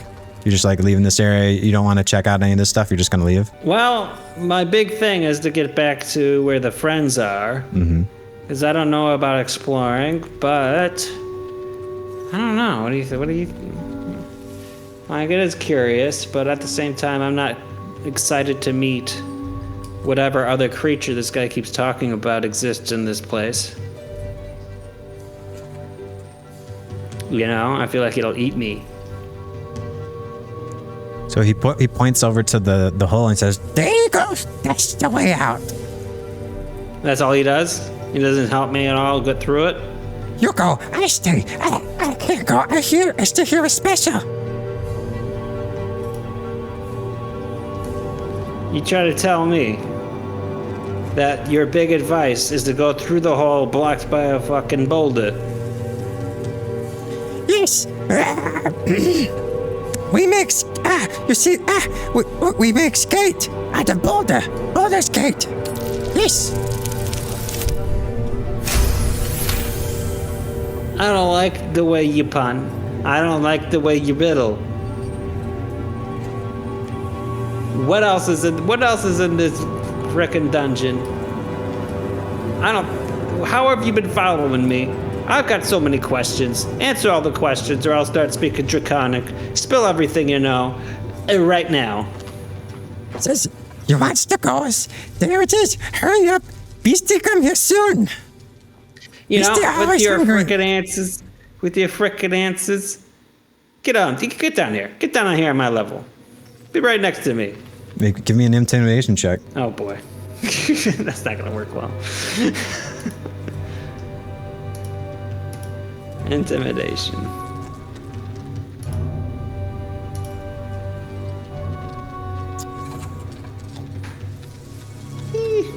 You tell him, get down here, as you wave the light, and it seems like he's slightly intimidated by you, but he seems to be like afraid of the light and afraid that he's like, No, I can't go there, no. You can't make me go there, no. and he hops down on the other side and he seems to be like slowly backing away from you. You smart, Kobold. You figure it out on your own. I stay here. I stay with the special. What is the special? It's the special of the house. I don't know. It's the house special, man. He's like, What is the special? You know walk around. the specials. That's why you here, Kobold. Always grabses, always thievesing. You're burglar, you steal. That's what you come here for, but I don't let you take it. I don't understand you, Golbum. But I need you right now. I need you to cooperate. I need you to tell me in clear terms what the hell is going on here. Why do you have half-eaten corpses at your frickin' center? Why do you have a special? Why are you telling me the best way to get back to my friends is to delete a boulder? What is going on here? You're not very helpful at all, and I just spent 30 minutes talking riddles with you. You guys slowly start to weave as you're talking. He's slowly weaving his way through all these stalagmites. It's taking you a while. It seems like he can move pretty easily through them, but he's kind of pulling ahead of you as you're trying to talk to him, and it's hard for you to keep up. And he's like, no. You smart. You figured it out. You go. I don't like the way you just bullshit. Can I get like a perception Sure. check? So you can do an insight check to see what he's up to. Okay. Let me see. Let me get my clicker out. Put your guy back there because he's moving faster please. than you are. This is happening in real time. Yeah, If you're there, he's about right there. Okay. Perception or insight? Which one? What depends on what you're trying to do. Are you trying to pick up on like what he's up to, or are you trying to pick up like what are you trying to see? I mean, you can see him in the dark. I mean, I kind of got. got a case for both. I want to get an insight on this guy's why he's all of a sudden so scared to kind of do anything, and I want a perception on if there's anything around him that I should be looking at besides him.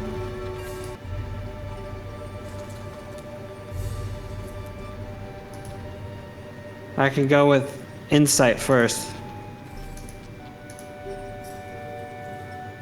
Yeah, just be like an insight check. Eesh. Just from what you can tell, he's just trying to like. It seems like he's just trying to respond back to what you're doing, and so he's saying he wants you to leave, and that's your way out. He's showing you your way out. He says you can swim down over here, or you can try to leave, and he asked you if you could swim, and you said no, and then he's like, okay, well you go down the tunnel then. That's your way out.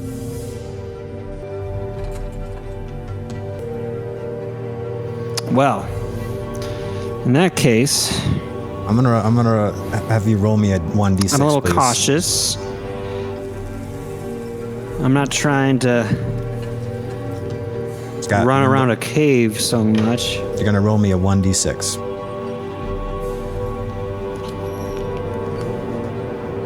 But I don't know. I have the strong urge to hit this guy with a shovel. But I feel that's a bad idea. I feel like the fate of Waterdeep hangs on this creature's survival.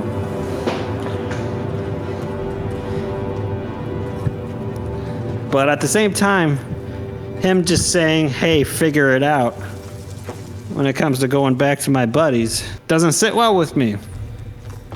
Because I could have just avoided everything and just turned around and figured out a way to get the shovel out of the way. Or the boulder. He says, we let you leave. We're nice. We let you go. That wasn't even part of the deal originally. I'm a nice guy. I'm the good guy here. I'm the good guy. We nice. We could. We nice, Golbum. We help you. We tell you that's the way to go. We could You told me to move a boulder the size of my mother. We never said move boulder. No. You're done. We never say that. Wait, how am I supposed to get past the boulder? You're smart, Kobold. Mold earth under it, make it roll away?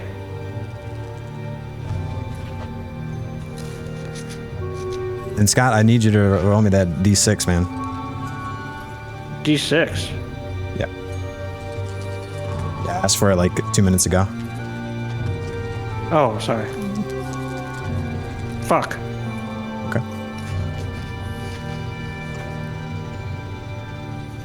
All right, so you can either keep talking to him or you can try to look around the cave. There's lots of things you can do. Just kind of standing there and not doing anything is not going to help you, though. I guess so. So, I'm going to explore the cave this way. And kind of look around. Can I get a perception check on, like, what if there's another creature around or something? Are you investigating the area? Yes. Tell me what you're looking for. Creatures? Yeah, I'm looking for danger. Okay, go ahead and give me an investigation check.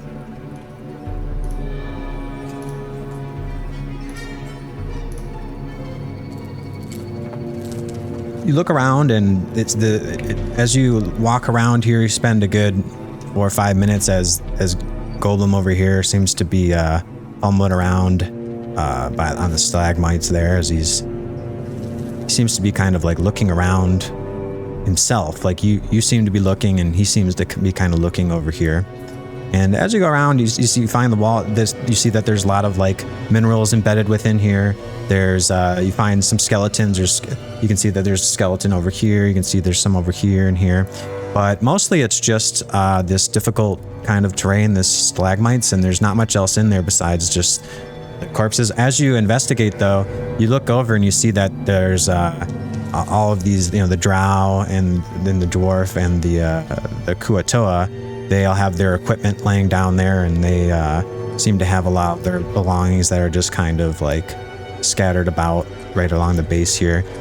Several of them are like shiny things that are kind of, there's some gold, there's some there's a few you see that there's a few like blue, there's some blue quartz, there's a moss covered agate, whatever it is. How do you call that? There's a moonstone, and there's an amethyst, there's also a bloodstone, and you see them all just kind of neatly scattered about. Like there's the stuff is scattered about. Those gems though are neatly kind of placed on top of all of the bodies, as they're all kind of they're strung up against there, but it's kind of like they're all placed on this stalactite. These two right here. So what's the worth of with all that stuff? Do you wanna investigate the bodies at all? Yes, I do. As you do that, you find, what'd you get, 13? You look around, and you not only do you see the equipment that they're wearing, like they have, the Kuatoa has a spear and it's a sticky shield, but it's like shattered. The drow has like a crossbow that looks like it's broken, and then you see on the dwarf that there's these it has these band braces, these gauntlets that it's wearing. But with your investigation, you notice that they're not just like anything. There seems to be a special dwarven design to them, and you don't speak dwarven, right? No. There seemed to be. It almost seems like there's an inscription on there, but you can't quite tell what it says. But it piques your interest. Okay. How does it pique my interest?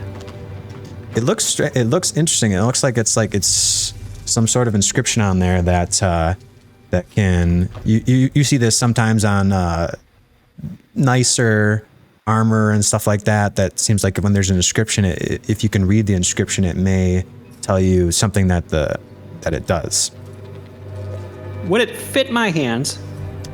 It's dwarven, but it doesn't. It looks like it's adjustable, and it doesn't look like it's too big for it to fit around your arms.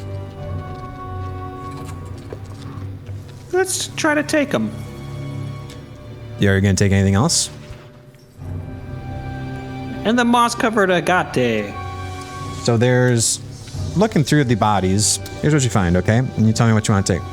There's a bloodstone, there's a moonstone, there's an amethyst, there's a blue quartz, there's a moss agate, whatever the hell you call that. There's 10 gold pieces, there's 10 silver pieces, and they're all piled up here.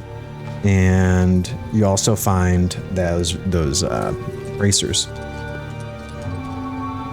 Everything else you could take, but it's not in very good shape. Like the sticky shield from the Kuo-toa is shattered.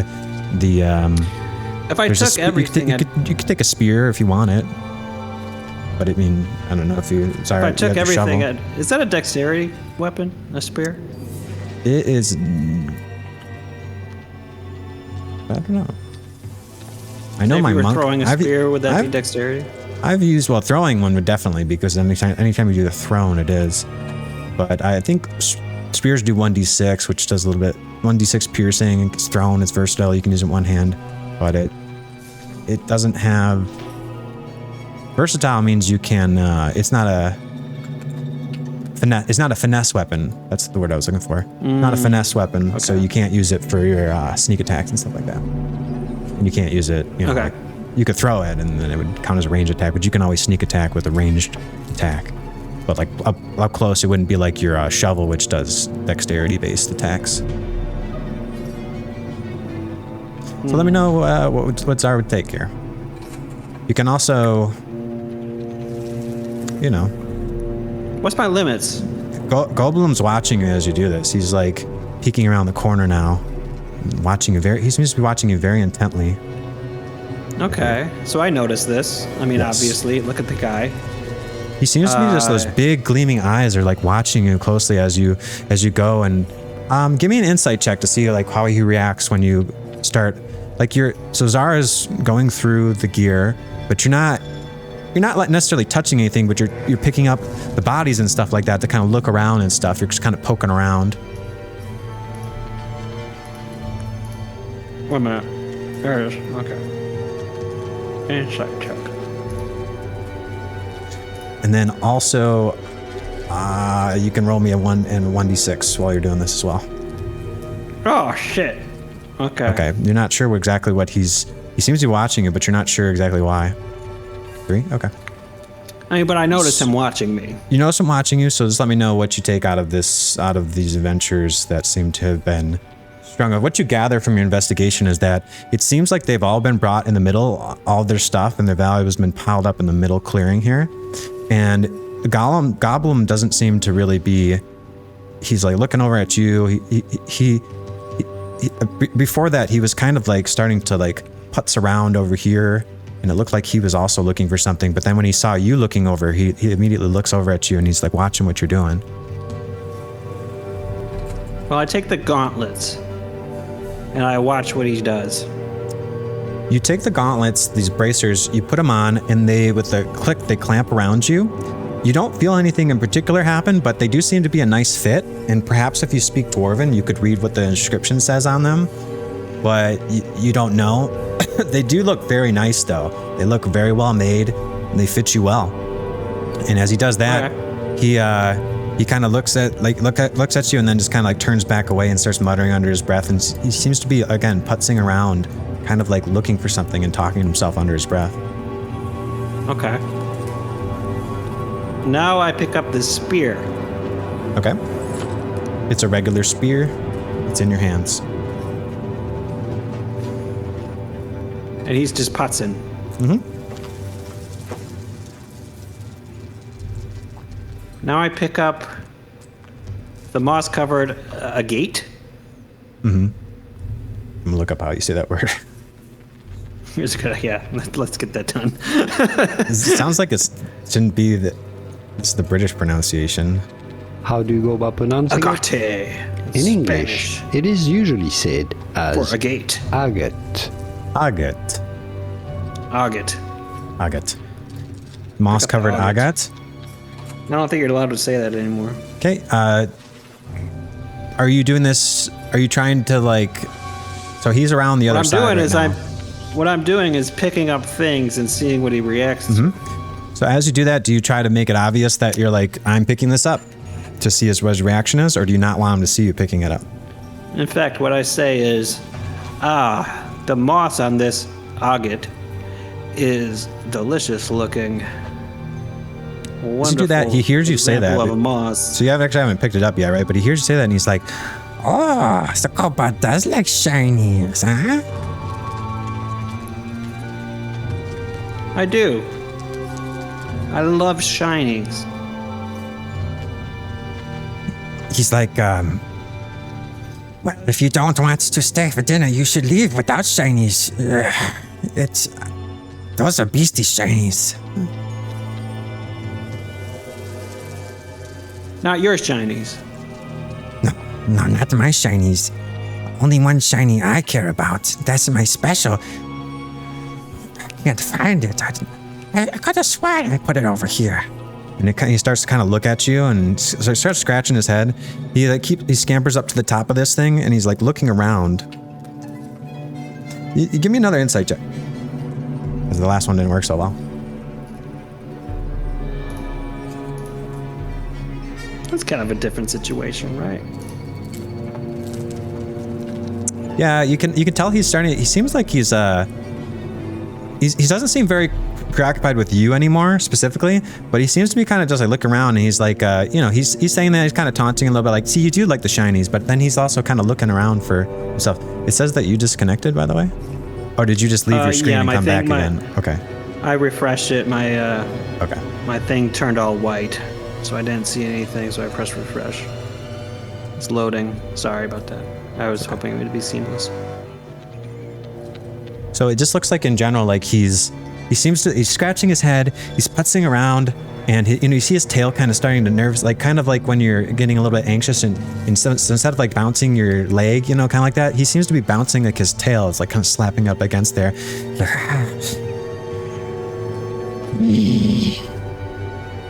Seems to be getting a little bit frustrated for some reason. Okay. I ask him, why so serious to mix franchises? Mm-hmm. What, you think you're some kind of Dark Knight? No. You think she's better than me? No. He's like, I'm sorry, this is not your problem, this Golbum problem, but I cannot find it.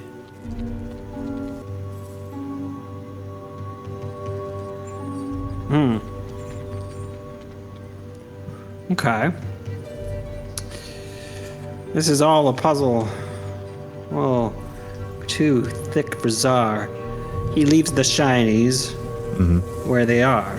Mm-hmm. How's that for a rhyme? that's nice. Make a poem about the shinies one day. Make a riddle. I'll have to figure out the shinies later.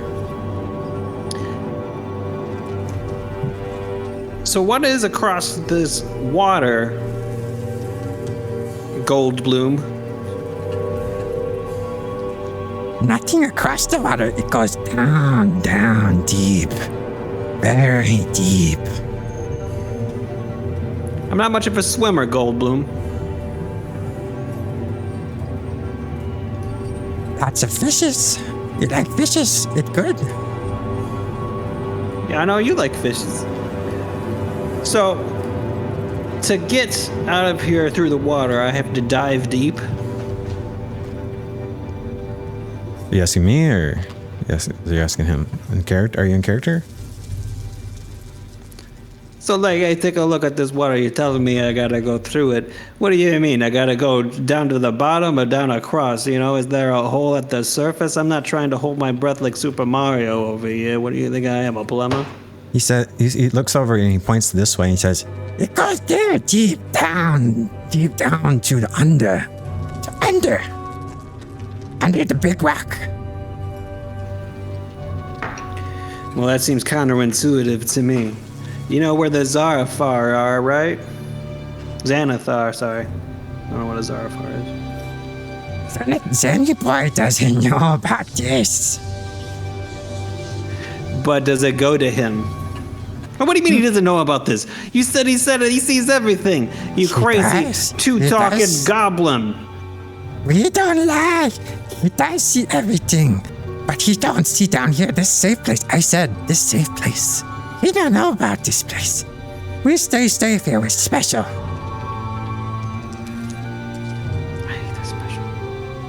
I want the special. The fuck you just said? How do I feel about... He's like, what the fuck you say about my special?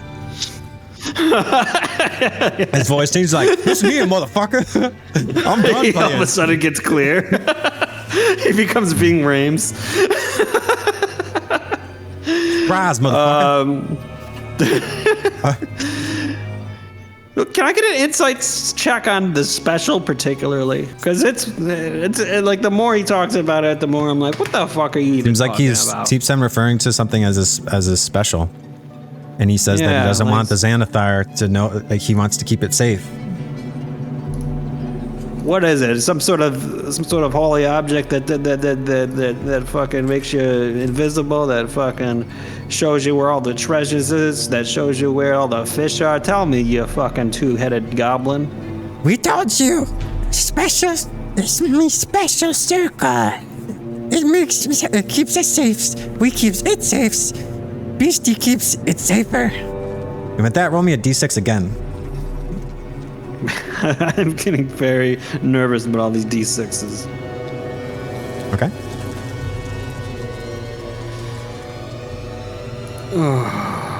How does it keep you safe, Goldblum? You're asking him how what keeps you safe? The special. Oh, The special looks after us. We look after. We looked after the special. But sometimes special tries to run away from me. I think I lost it. I can't find it. Why can't I find it?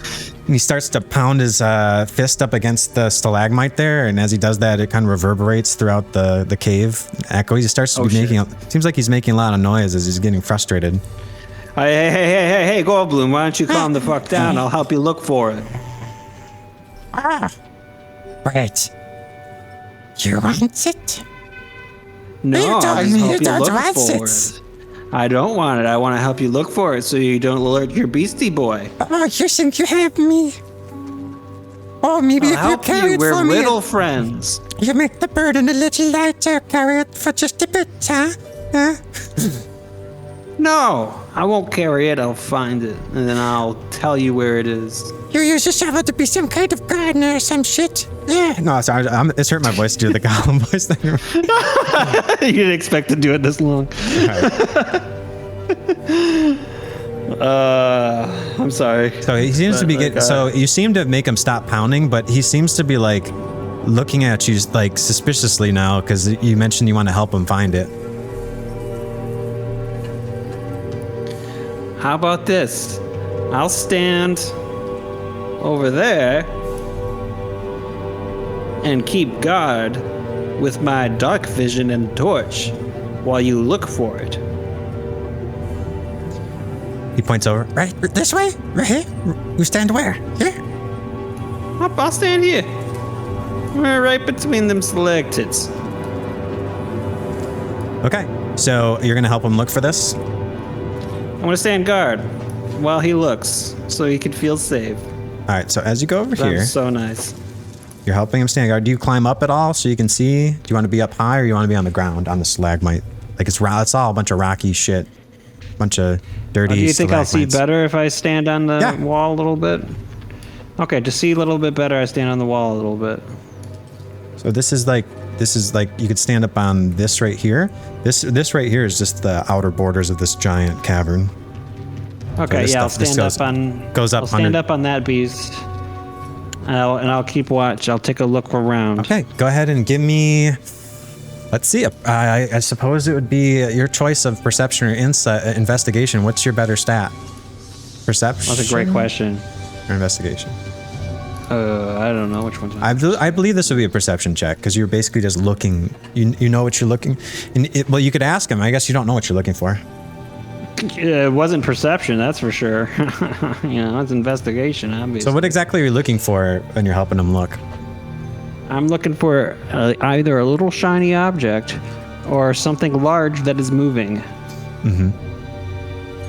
As you look around, it doesn't seem like there's anything in this area, although you could have sworn you saw something shiny here before, but it's not there anymore. That's the first place you look, and you don't see it. You definitely don't see anything over here, but with a 4, that's about all you know, is that you don't see anything in this area. Okay. You can see pretty well. I mean, with your dark vision, and you have very good vision, you have like 20/20 vision and stuff, you can see it really well, and you just can't. And so what is old Golbum doing? He's looking around as well. He's becoming a little more frantic as he goes, and as he does that, he's just like sifting around on his hands, his knees. He's like looking frantically all over the place for it. Okay. And so he's gonna look. He's about right there when you. He's like, it's impossible. We'll never find it. It runs away again. Okay. But then he like stops for a second and he kind of looks back at you, and he goes, unless it runs away with the beastie's food. And he kind of like looks over this way where you were just at. Kind of squints his eyes at you a little bit. Okay, so I go down and I take a look.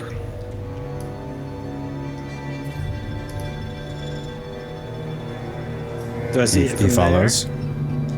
Nope. So like what you saw before is there's just all those other gems that are sitting here, and there's nothing other besides that. And you don't really know what you're looking for, but I mean, you did look at the moss-covered thing, and he didn't seem to react to that. All the other ones are very clearly out in the open, so it's not like he didn't see those. I don't know, Golbum. I don't see nothing very special over here. Nothing I would call special. Go ahead and roll 2d6s. Oh god. And so he looks over at you, and he's like, what was the Kobold doing over there when I was behind the rocks? I'm looking for your special just like you are, Golbum. You're very smart, Kobold. You almost beat me in game. You're very smart. So smart, Not so that good. smart. Kobold's good with the grabsies. They're good with their fingers. I'm better What? with a shovel. We has one more riddles for you. Oh, Okay. what's in your pockets? Okay, do I check my pockets? you can do whatever you want. He starts to look I over check my as damn pocket. Seems like he's. So you stick your hands in your pocket? Okay. Do I find something? You do not. I got nothing in my damn pockets. I turn it inside out. You turn out your pockets inside out. He looks at the pockets. He looks over. He sees that you have a backpack. He says, What's in the bag, sis? What's in the baggins? So much fucking shit. as he does that, he comes over and he's getting frustrated. He's just gonna come right over to you and he's gonna try to grab your bag. Oh, he tries to grab my bag. Yep. How do you respond? I'm like, whoa, whoa, whoa, whoa, whoa, whoa, whoa, whoa, whoa, whoa, whoa, whoa, whoa. You do that in the sewers, you get your ass pounded with a shovel, Golbum boy. Give me an intimidation check. Oh boy, I keep going for the wrong ideas. Let's see.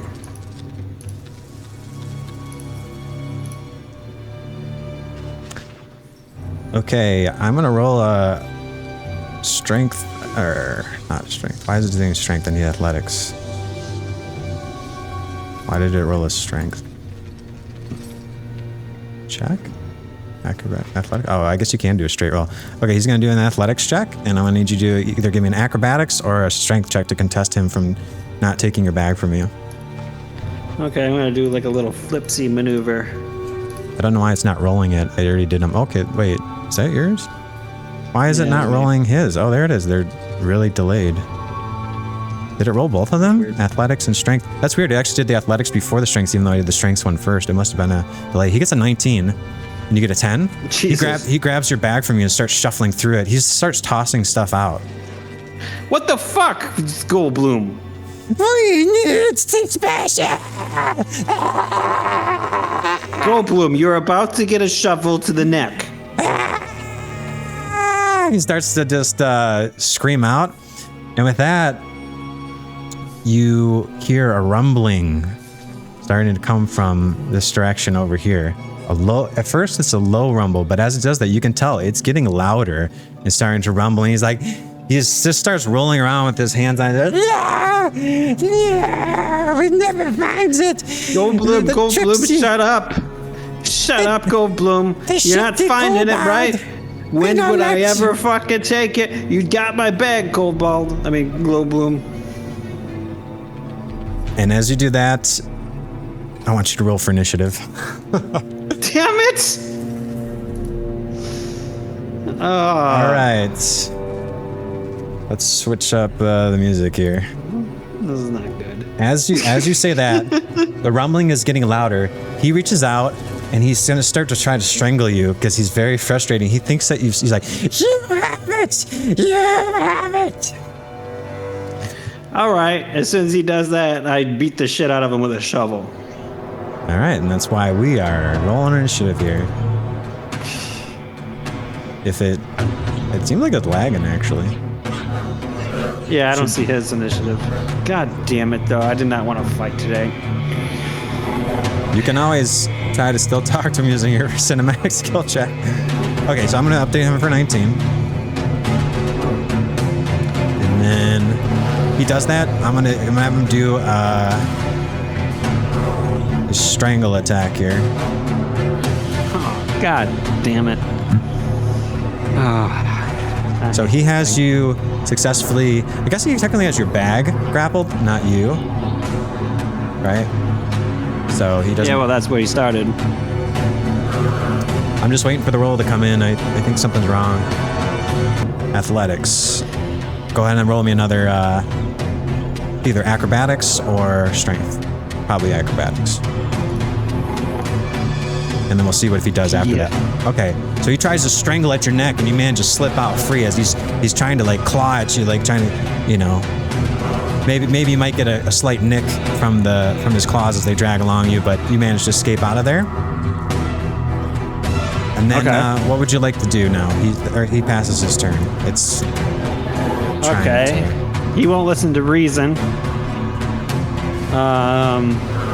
I don't know how my cinematic skill check would even work. You could try to be like, tell him like, I don't know what your stupid thing is or whatever, and it would be a roll just similar to. My guy's not a very good persuasive man, is he? Like, for example, you could try to intimidate him and be like, back the fuck off, or you'd be like, I told you I don't have it, and like look him right in the eye, and if it's successful, then of course you'd get, you know, depending on the difficulty of the check and how things escalate, it might be harder later on to do that kind of thing once you're already beating the shit out of him. Yeah. But if you are beating the shit out of him, then intimidation would make it easier. So if you haven't beat the shit out of somebody and you do like a persuasion check, you're more likely to get the persuasion check. If you start beating the shit out of somebody, you're more likely to do like an intimidation check to get them to like run away and stuff like that. Well, let's start with that. I'm gonna beat the shit out of him with a tactical shovel. Okay. Because I tried to talk to him. He's an idiot. He's going crazy. You want me to tactical shovel this guy? Yeah. All right, normal roll. Oh, you crit fail. Wow. All right, let me bring up David's. I didn't think we were going to be doing this combat here, so let me. I didn't either. Let me. Where's David's crit table? There's special stuff that happens when you crit fail attacks. Oh, please don't break my shovel. David's custom crit cards. There we go. Yeah, this is the fun thing that we came up with for when you crit fail. All right, so fails. Go ahead. I feel so bad about this. Roll me a 1d20.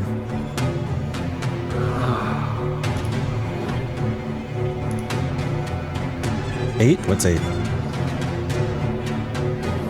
Okay, you get the bruised. So number 8. So like you go to hit him with your shovel, and as you try to, he's so close to you, he's like shaking. You just escape from the grapple him. As you're falling backwards, stumble over all these stalagmites. They're rough terrain. As you do that, take a swipe at his head. You miss.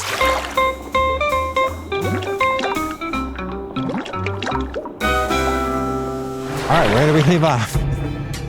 It was I got bruised and like fucking fell on my ass. Oh yeah! What? No. That's what Goblum said. Goblum. Okay. Goblum up. I'm gonna play this Tear in the Woods song. Yeah, that one's more tense. All right, so Tzar, you crit miss and you fall back and you bump against these damn stalagmites. They're everywhere, man. If only you could find a way to get rid of these fucking stalagmites, especially if you want to run away. You know, Jesus. Anyways, is there anything else you want to do with your turn there? Yeah, I want to do some mold earth and get the fuck out of there. I want to like move all this dirt and like put it behind me with my bruised ass shovel. See if I can't slow him down while I get my way out of there. Okay. The mold earth is an action, so you already took a swipe at him, so you'll have to wait till the next round here. Is there anything else you want to do? I thought I got like 3 actions. I got like a movement, I got an action, then I got a sneaky action because I'm a good asshole. There's such a thing as a bonus action. Yeah, bonus action. If you have anything that you'd like to do as a bonus action, you certainly do that.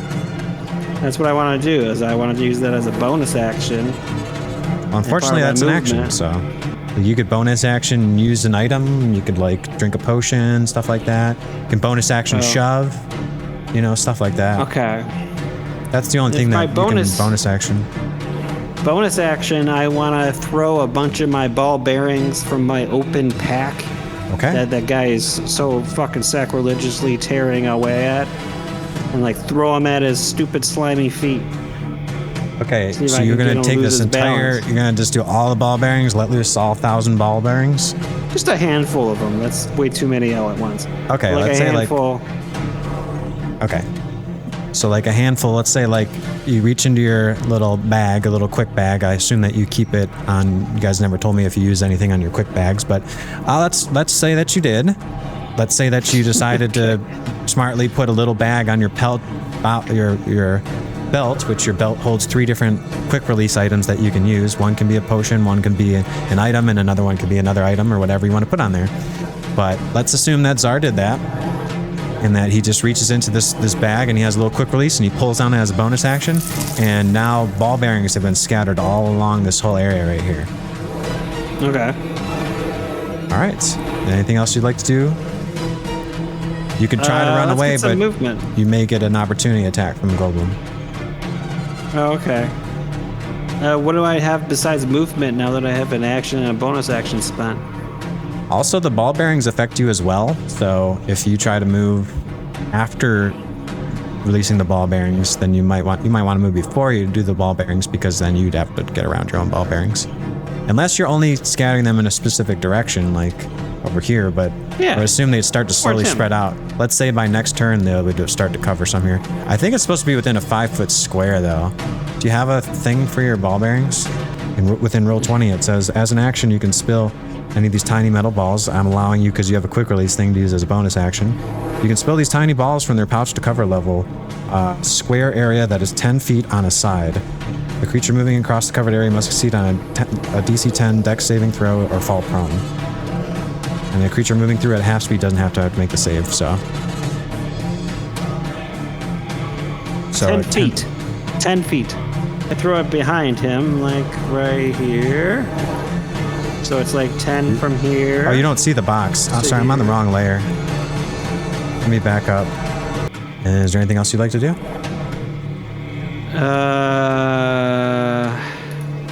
Like if I move, I give them an opportunity thing. Yes. If I don't, it doesn't do anything. I can't mold earth. Right. I can't shrink or hide. You can bonus action disengage. You can bonus action dash out of there and take the opportunity attack. You can bonus action hide if you were obscured, which you're not. So dash, if I bonus action, means he can't get me? No. Disengage would mean he can't get you, but a dash would be just your ability to move twice the distance that you would in your normal turn. So like, for example, you'd be able to move 30 feet here and then another 30 feet. Oops. You'd be able to move 30 feet here, and then if you dash, you'd be able to reach another 30 feet. But if you disengage, you only get your normal movement, you know? So you just disengage so you can't get an opportunity attack, and then you can go 30 feet away because you got 30 feet of movement. I don't even know where I'm gonna go. My fucking exits are blocked and I have to fucking swim, and this guy's like a fucking pro swimmer. I'm fucked. I guess Probably staying there is probably not a good idea. okay, I disengage. Okay. Bonus action disengage. So now he can't make an opportunity attack on you if you move away. Okay. And so I go towards the boulder. 10, 5, 10, 15 feet. Is that? That's 10. You just do it straight like this. The way it would work if you did it the other way is you go like this, and that's still 10. See how I'm talking about? So if you just do this, it does the same thing. Oh, that's cool. So 15. 15, and like that's how much I got because it's rough terrain and I can't mold earth. Right? Not yet. Okay, so I go there. Okay. And then they'll add on your turn. I guess so. I think you've done everything. You've done your movement, Cinemax, skill check, everything, right? I mean, have you done a Cinemax skill check? I don't think so. But, Like, what was I supposed to do? Yell at him something dramatic? Could have. Fuck you! Okay. Yeah, you get 6 seconds worth of dialogue, so, you know. Say I fuck you for tell 6 you, seconds. I didn't take your fucking ring. Or special. Okay, give me do you want to try to actually convince him that you didn't do it? Yeah, you know, let's see if it works. Give me your Alright, choice of skill check. perception. Are you trying to say it in a mean way, or are you trying to say it in like a, I'm just some come guy? on. Like, come on way. Okay, persuasion check then.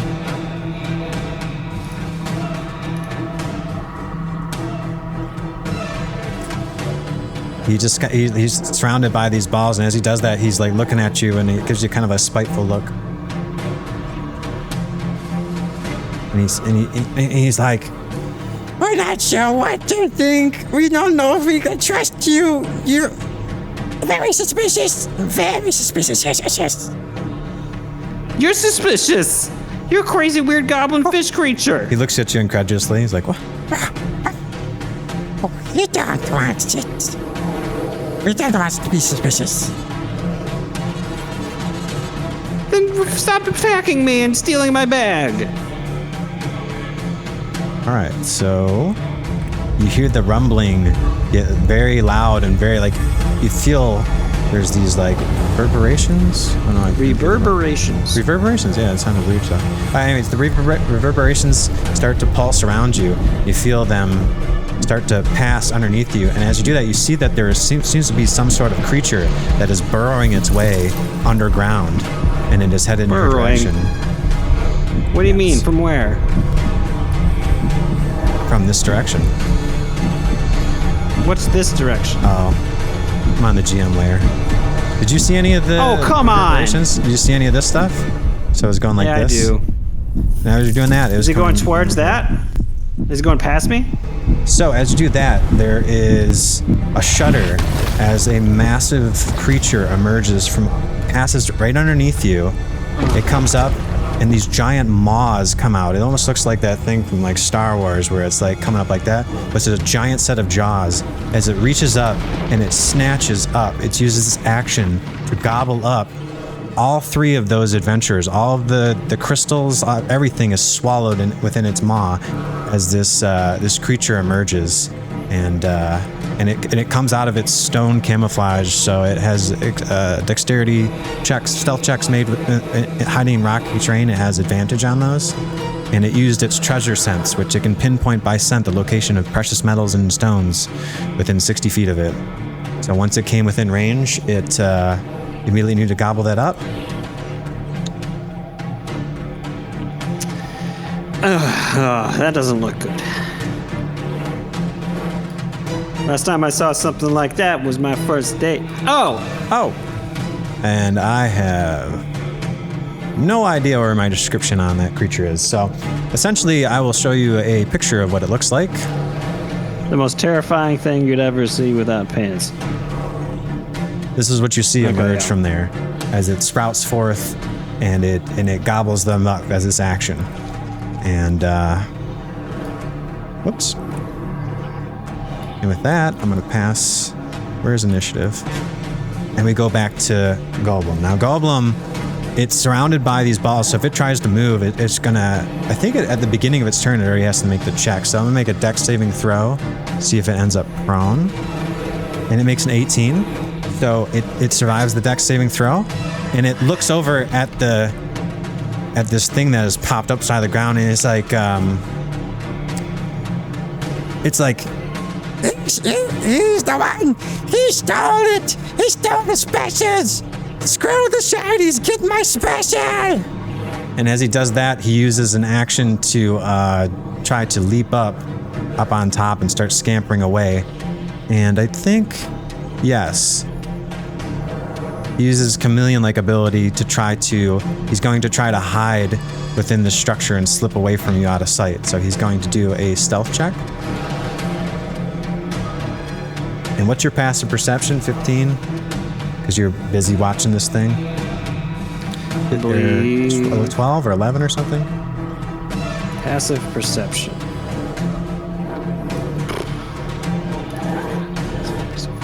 Essentially, he's trying to use the hide action. He's trying to jump up there as a cinematic kind of thing, and then he's trying to hide. He rolled a 19, so I'm guessing that's more than what yours is. It's gonna be, yeah. And with advantage, so I don't even have to roll it again, but with advantage, screw it. The first roll is a 19, so I think that's enough already. As he like a chameleon, he yells that, He's got it. He's the one. Get him. and then he disappears, and you no longer can see him as he slips away like a chameleon. Okay, and with that, that's his turn. Back to you, Tzar. You see this thing good. now. Yes. Okay. Go ahead and you can use cinematic skill checks and things like that to determine if you know anything about these creatures, things like that. If you're confused about what to do. Okay, so if I use a cinematic skill check, I don't know. My main goal is to get to this rock, back to that rock, as soon as possible. And my idea is to use mold earth to try to unleash it. Mm-hmm. You can do crawl mold back earth in. and then do a check. See how it responds. But then I don't know how many mold earths I can do. You can cast three instances of it with your action. So you can affect 5 square feet. So essentially you can clear a path, and that essentially would make that path on not treacherous terrain, not difficult terrain. So if you want to, you can use that to try to clear a path. I would love to clear a path all the way to the fucking rock. Okay. So I think you can control where this goes as a bonus action. So what I'm going to say is that you're going to cast it here, and then if you'd like to use your bonus action, you can move it, and that'll get you another 15 feet. So it'll be 15 and 15, which will then make that 30 feet of unhindered movement. And then if you'd like to, after that, you can also dash. And you can also use your skill check afterwards. So what's going to happen is, Tzar, describe you doing your mold earth. Like, you have never seen finer shovel work in your entire life as Tzar just snaps away all the little stalactites and stalagmites and creates a path as shiny as shiny can get, like an ice rink all the way to where he's going. Are you like a drill? As you spin in place and you just you can't even see. You just see a blur where the shovel is doing its work. It's like, have you ever seen Palpatine when he's doing his little lightsaber thing? He spins through the air, and he's spinning as he goes. It's like that, but the shovel is magically just warping stuff around it in this kind of tornado. As you just kind of use that as you just scream across the floor, and as you do that, you're able to move the full 30 feet, and then you cast as the bonus action to extend it, and then give me a nature check. cheat. Chink. Nature check. Nature. You look over at this Xorn, and as it's munching on that, it now turns its attention to you when the Golbum is and Golbum's yelling, Goblum! Goblum! Goblum up! Goblum up! And so he looks over at you, and the creature like hesitates for a second as it starts to make a step, but as it does that, it doesn't seem to like go like. So your path. Let's see, where did you start? Like right here? A little closer. It was like almost right here. So like this is your path. Yeah. Okay, so I was saying that's your path when she's. Okay, so as you do that, a path forms now, and as you part the red, like parting the Red Seas, you're like parting the brown seas, like Moses himself ascending, coming down from the mountain as you cast Mold Earth. And as you do that, the creature. So we're gonna move on to its next turn here. As it does that, it starts to make its way towards you, but it almost like it starts to move this way, but then it's going to use like its burrow action. It looks, so what you see, here's what you see. It runs up, it sees this path, it looks at it, it backs away slightly, and then it goes down and burrows. And when it burrows, it goes underneath this rock, but it does not, it looks like it's trying to avoid what you just cast there. It doesn't seem, it tries to go in here, and then you hear it bump up against like the clearing that you just made, and once it hits the soil that you just touched magically, it seems to like pop back up out of the earth and goes, ah! And it doesn't seem like it really, it doesn't seem like it can touch the dirt that you just cast. Oh, that's cool. That's lucky. And with that, I'm gonna say that it spends its turn thrashing about as it tries to like beat down and throw dirt on top of that path. So this part of the path is now covered by that dirt, so it can cross past it now. But Goblum is nowhere to be seen. Back to you. This thing is actively, it's a spot right here right now, and your path is no longer totally clear, but it's thrown a bunch of loose dirt on there now, and it seems like there's the regular dirt instead of the magically moved dirt that's on top of it, and it seems to be standing on that path, hunting you down, frothing at the mouth. Okay. It seems to not like a good tilled earth. Yeah, it seems like magical earth seems to be somehow preventing it from moving. This massive creature is scared of a little old magically tilled earth. A little magically tilled earth. Doesn't taste right to it, you know? It's like pit, pit. Like a connoisseur of dirt, and doesn't like your flavor. Doesn't like what you're cooking up there, Yes. Okay, so I'm gonna move 5 feet to this square. And what I want to do is kind of make a... Give me a passive perception check. I mean, give me an active perception check as you do this. Oh, okay. So you know what I'm doing. Active perception, so I just go to skill check. You're looking around this area right here, right? I'm letting you know what you see when you run up to that area. Oh, baby. Guess what? As Tzar runs up there, he sees the spot where the boulder has fallen onto that muddy kind of like dirty surface with a plop. Sitting there in the mud, you catch a gleam of, it looks to be like a ring, and it's just sitting there in the mud. How did it get there? Okay. Cool. I pick it up. It seems that you just you felt something on your foot. It seemed that you kicked something and it rolled, and it fell into the mud. And as you're running, as you kicked it and rolled, you look to see what you just kicked, and sitting there in the mud, sure enough, is a golden ring. Wow. Do you want to use your object's interaction to pick it up? Yes. Okay, you pick it up. Okay.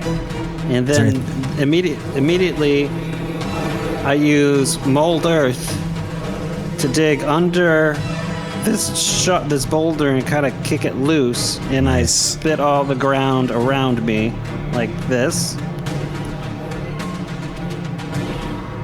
See if I can't get into that tiny hole. So just like almost like a vacuum that's blowing out air or blowing out dirt. It's just like there's like a huge. It's like in Tremors, man, when they just go underground. There's this big puff of like as the mud just kind of clears away into like you reshape the mud so that it's not thick mud anymore. Now it's just dirt because you can do that with mold earth. And now it's just you turn into a light, airy, fluffy dirt as you spray that all around you. And this whole area becomes transformed. Not only does it turn into this nicely tilled soil, but you manage to slip underneath the boulder. What would you like to do? Would you like to leave the area? Yes. And as you do that, you manage to go underneath this, and the boulder itself moves slightly as you manage to go underneath it, and the boulder is left in the same spot, but underneath it is freshly tilled magical soil. And as you do that, we switch to the xorn, and as it comes up, it stops. It burrows underneath and pops up, and you hear a guttural as it yells out in frustration, not able to pass through the soil. And with that, Tzar has escaped the clutches of the lair. Oh my god. There was a lot going on there that had nothing to do with my skill. I feel just like Bilbo Baggins. As Tzar goes out, his heart is pounding as he is safely on the other side of this boulder as he pops up into the tunnel and hears this creature rampaging about, and the screams and wails from the Goblum as he says,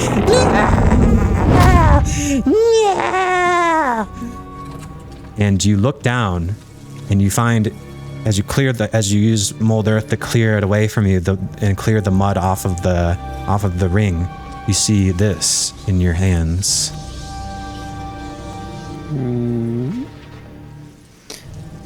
What do I see? Oh, here it comes. Oh, there's a mysterious ring. Golden ring that seems to glow when you touch it, and it seems to like pulse with these kind of like these draconic patterns that you see on there, and they seem to kind of spread out like a spider web as they just kind of bloom across it and carry around there. And as you look at it, you feel certain something stir within you as you look at it, but without knowing how to detect magic, you're not really sure exactly what it does, but it definitely looks like seems to be some sort of magical ring. I know I love it. You feel drawn to it. You feel like almost like a whisper, like, give me a charisma saving throw. Saving throw for charisma? Okay. Dude, Charles is here. He said running away is always an option, and he's got the Samus thing. I think Charles is watching. Oh, he man. does? Yeah. Oh, good. Hey. Saving throw. That would have been great advice 20 minutes ago. Yeah. Boom. You feel this thing, like whispers reach out to you, and it says to put it on, and you're like, oh no, you did a perception check? Oh no, you did a charisma. Oh, it was 18. Okay, I was looking at the wrong thing. 18. You resist the effect of this thing, and you look at it, and it almost feels like it's like the ring is almost like speaking to you, like it wants you to put it on.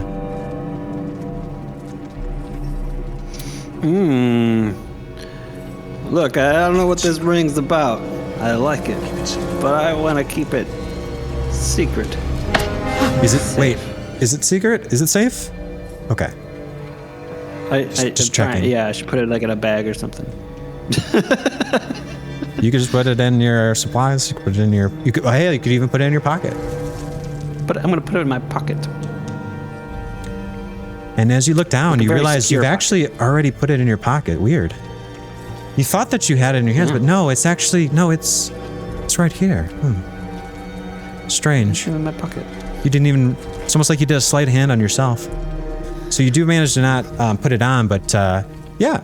So now we're gonna go back out to. So Tzar, I assume you're gonna go back up, away from this area. Yeah, I'm gonna go back to whence I came. So like all you can listen to the other side if you want to like see if you can hear anything else on the other side of the dirt. I mean, other side of this boulder. But I mean, it seems like okay. Actually, you know what you do hear? You do hear like the sound of Golbum as he's starting to like bang away at this stone. Seems like he's you can hear the muffled sounds of him, and you hear this. no, I'm just kidding. No, Ghoul-Aid I couldn't fucking resist. It's like, the Ghoul-Aid man! No! Damn it! You son of a Everybody in the bitch. party dies by Ghoul-Aid mad alone. Oh, yeah. You hear this? It's like the whole point of this campaign.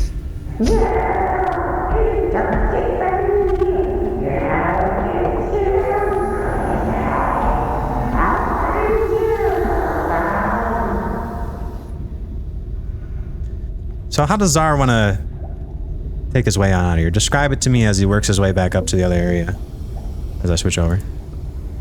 Tzar is like, all right, I would rather fight 5 mosquitoes than whatever the fuck that was. Like, hey, like, look, I've gotten fly swatter. Look, I could take a bite or two.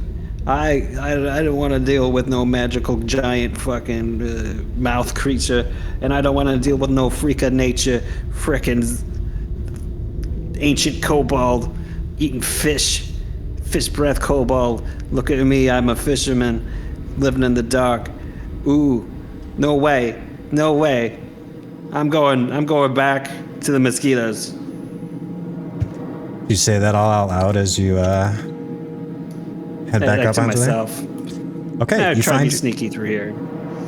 as the adrenaline starts to wear off of you, you start to regain some of your mental faculties as you're escaping out of fight or flight mode. Tzar is feeling good that he just got out of it, and he's like makes his way up, and it seems like that sort of heaviness that was in the air within that cavern, and that taste that you almost had, and the smell in the air of that, almost iron-like, blood-like sensation in your mouth dissipates, as it seems like this is almost like a breath of fresh air stepping into this large, a bit drafty, but otherwise very dry and, looming, but safer environment. It is looming. So What would Tzar like to do? I'm gonna kind of be pacey. I'm gonna keep myself nice and quiet. Maybe I should do another stealth check Sure. because I'm not trying to kind of catch any more attention tonight. Yeah, you just let me know what you're doing when any of these in the areas, and I'll tell you what the checks are. 24. So you managed to stealthily make it up the tunnel. You look around, and let me know if you want to check the place out or if you want to just. At the end of Go the anywhere? tunnel, I turn around and I try to look and see if that asshole Golbum is chasing after me. You don't see Goblum coming up the tunnel. That's for sure. Not at all.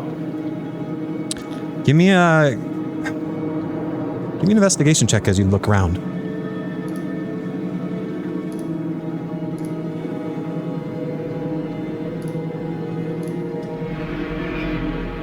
Nailing these rolls tonight. As you look up, you see. So as you're in this area over here, looking around, you see that there is actually a very slight sloping path that seems to go up this on the backside of this tunnel here, and I can't really draw it, but it just kind of like winds back and forth. There seems to be a route, and you notice that there's I won't have you do a survival check, but you notice that there seems to be like these prints left behind. They look an awful lot like a Troglodyte's prints, most likely Golbum's prints.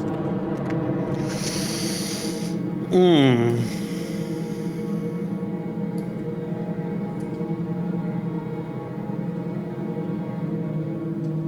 don't know what to do with that information. Seems that there's a pathway that's leading up.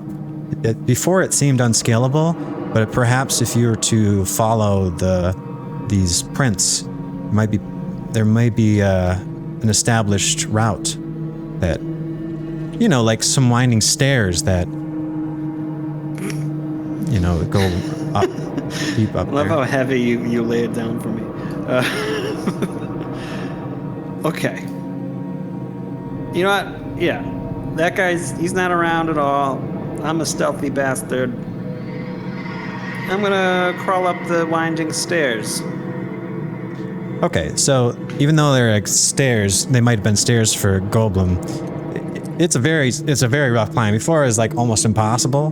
This is like really black slate stone that's very smooth and very there's this ethereal like property to it. It's just seems like it's very daunting to even place your hands on it. But as you do that, you start to follow some of his it seems there are some footholds that he uses. And go ahead and do you want to just try to scale this with your bare hands and feet? I would like to use the tools I have still in my bag. Hopefully they didn't all spill out while I was running away. As you look in your bag, it seems that none of your tools were tossed about. It doesn't seem like you're missing anything major. Maybe a few silver pieces and coppers might have fallen out, but it seems like he was looking for something small. And it seems like most of your larger tools are still in there. Your pack is your kits and packs are intact. Okay, so I have like my pitons, my hammers. I have some rope. I have a trench coat.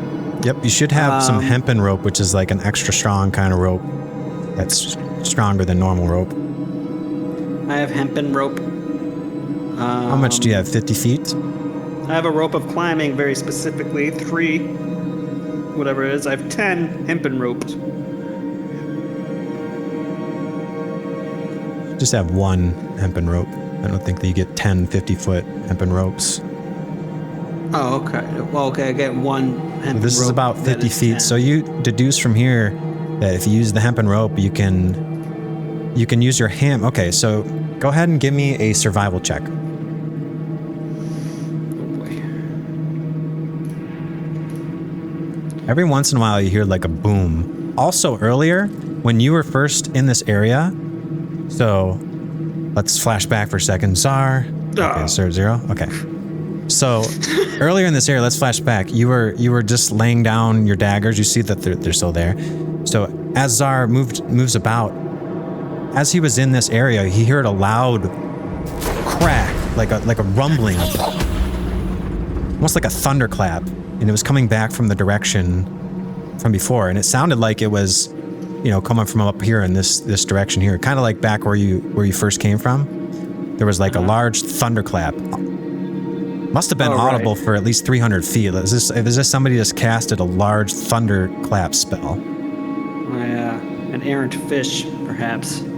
Perhaps, and it may have that may have provoked some shit earlier. Like a large thunderclap reverberating may have. Who knows what that may have woken up? That's a good point. Like maybe a large creature that burrows underground may have been awakened by that. I don't know. That was Cade's fault?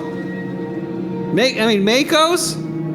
Anyways, I don't know that much. It's not his fault that he found where you guys were at. That was Golbum who was banging and making a lot of noise to confirm. But yeah, it's possible. Anything's possible with waking up these beasts that tend to slumber for a while when you delve too deep.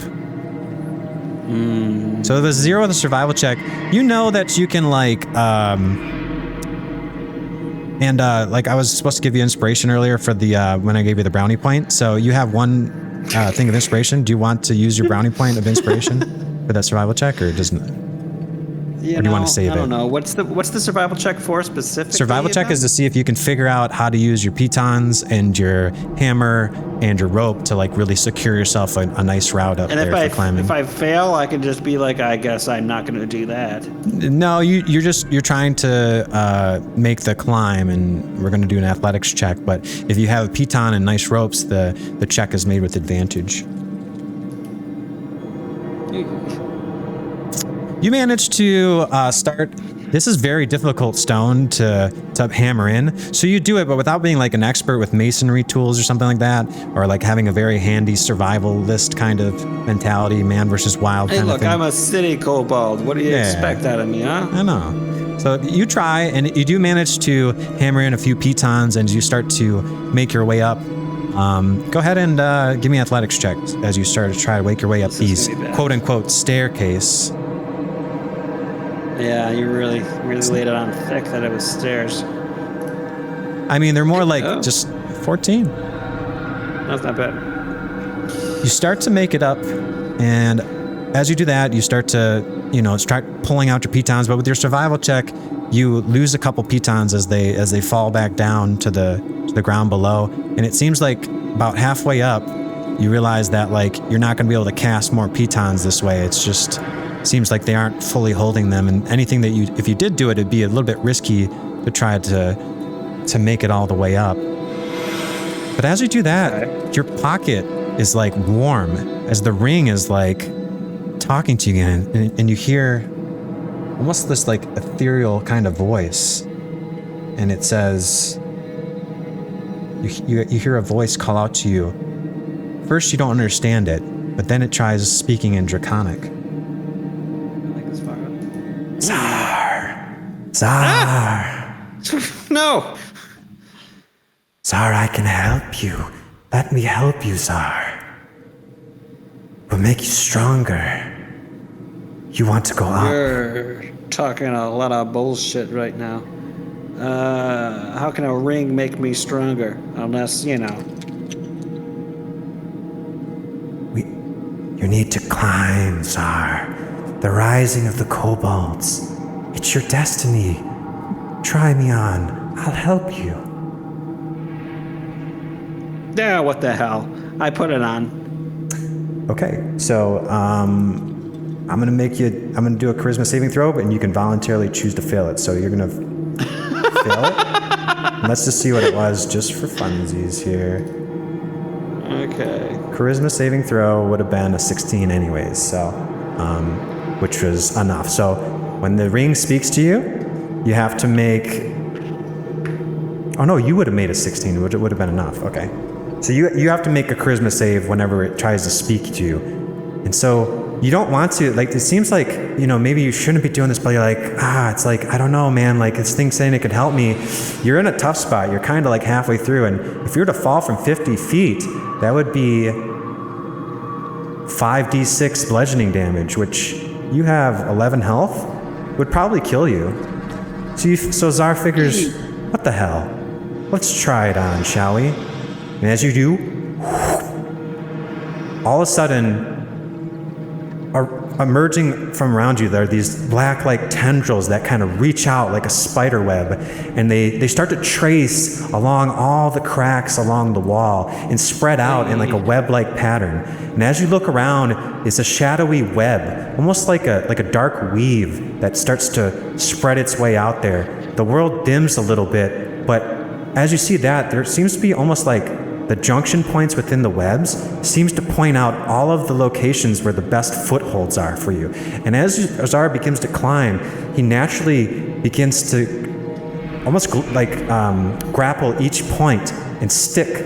And the wall seems almost magically stick to your hands. Like as Tzar pulls one hand away, you start to look at it and you shake and you're like, wait a minute.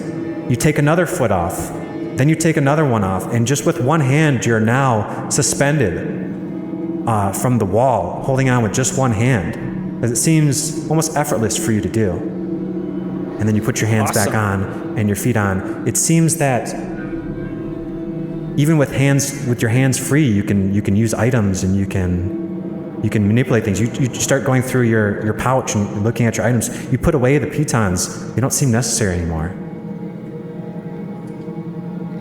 Okay, let's get up this wall. All right, and with Hell that, yeah, this feels awesome. With that, you can freely move up there as if you had a climbing speed. And as you do that, you easily manage to, in fact, not only do you go up there, you walk up. Like you're like horizontal like this. As Tzar casually walks up the side of it and onto the top. And as you do that, a tunnel opens up to you. And as you look deep down into the tunnel, you see that there's a light at the end of the tunnel. And off to the left is a giant archway that seems to lead deeper down into that same direction, but you're 100 feet higher. Seems to lead off to the left. And you hear all sorts of commotion seeming coming from the light, though. And with that, that's where we're going to end the session today. I love it. Yep. All right, man. So we made it. Hey. Yeah. Thank God to a bunch of Deus Ex Machinas, like aligning the way. Tzar made his way. Seems like your through fate, some man, to harrowing have- events. To have been placed in a situation where, you know, this beast, you're in the lair of the beast. Somehow you managed to escape. Yeah, you know, thank God for Mold Earth. I know, right? Thank God for weird goblin creatures who would rather riddle than fight me for 3 hours. Thank God for this ring that I decided to put on anyway. Despite all the wisdom in the world saying not to. As you did put on that ring, though, you hear you have this inexplicable urge to climb things. It's almost like if you put this ring on, you have to climb. Interesting. And for all intents and purposes, this ring is a ring of spider climbing. It enables you to essentially have a climb speed, which means you don't do any checks anytime that you do climbing. Like anytime you try to climb a wall, you just treat it as movement. Even in combat. So let's say you want to run up a wall, you can do that. It's just your movement speed to run up the wall. And you can hold on with just 2 feet or 2 arms. As long as you have a point of contact, like 1 or 2 points of contact, depending on the situation and how crazy of a terrain it is, then you can like manipulate objects and stuff like that. You can essentially hang from the ceiling and use items and stuff like that. Spider Tzar, climbs up walls like he's in a car. All right, well, we'll see what happens next time when you try to see if Tzar decides to run towards the light, or if he decides to roll the dice and keep exploring down in these deep depths of this crazy subsect. Like it seems like you're on the border of the illustrious or the infamous Undermountain. Yeah, But a not very well-traveled place. I would like to get to a point where I can take off this creepy ring, even though it's awesome. It seems a little too awesome. Yeah, it's almost like it's sentient. It's strange. Yeah, with all the talking and the convincing, all the charisma saving throws that I ignored so I can wear it. It seems to like users that are chatty, that like to talk, not ones that like to, just leave it in an isolated place with nothing to do. Especially, the ring seems to be talking that it really doesn't like being deep down below like this. It wants to be higher. We'll have to explore more of that later if you end up using this ring again. So we'll find out what happens next time when we do our stream on Wednesday. We're gonna hopefully do that, and hopefully you can make it then. And I lost my camera feed, it looks like, but I think we're almost done. I think every now and then I just got to restart my camera, and it works. It did it before. So, is there anything any questions about stuff that happened today, or any questions you have about the ending here and how's this gonna work? I mean, I feel like I've done a lot of things in this that I'm now reading the comments from Charles here. This is probably the last person we want touching this ring. Good game. Can you take me higher? I do love Creed. Can you take me higher? Yeah. Yes, the Assassin's Creed. Gotta start playing that game. So hopefully this also gave you a great opportunity to see, like, all right, when you actually have enough time to just think about certain situations, like, you kind of get how the mechanics work, like the cinematic skill checks and how your abilities work, bonus action disengage to get out of danger, all that stuff. It's not like, oh, I'm holding up the rest of the party. It's like, okay, you had time to work your way through, and I was trying not to tell you what to do so you had the time to digest it. And now that you've seen kind of what works, you could also go back and watch this episode and be like, well, what else could Tzar have done in this situation? And see that there's several ways you probably could have also escaped, but probably the most brilliant way was the Mold Earth, so excellent use of that. Yeah, I figured Mold Earth was going to be the thing. That seems like the best ability I have besides beating someone with a shovel, and that failed me today. Mm-hmm. I think I'm going to update your guys' inventories because I think you guys haven't updated all your items. I noticed that there's certain items that you guys have that would really help you that you just never added to your inventory. So if Charles is watching this and you guys are watching this, check your guys' stuff, because you guys have a lot of ways to when the party gets split, there's a lot of options that you can do to find each other. Oh, we got things to find each other? Yep. A little Horn of Gondor? What was my Horn of Gondor? I don't know, man, but I will update everybody's inventories. I'll try to slip it in there somewhere in the middle of everybody's inventory so it's not super obvious, but it is from a previous episode. You guys have lots of stuff that you've been collecting all the way that will help you in this journey. I would wait a minute, the little paper guy, little paper bird. Yeah, you never know when a paper plane that can find anybody's name that you whisper into it could come in handy, but I don't know, nobody Nobody seems to ever use these items. Just always keep track of your inventory and keep track of when you're trying to figure out what to do in a situation. You're waiting for your turn. Look through your items. Look through your inventory. Think about is there something cool I can do using the items that I have instead of just always attack or whatever. You know, there's lots of cool stuff that you can do. What would have happened if I was in the dungeon with the weird goblin and Troglodyte?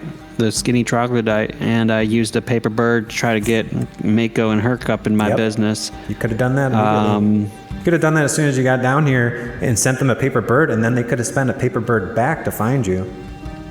And you could even say Goblum's name, and then it would go find Golbum.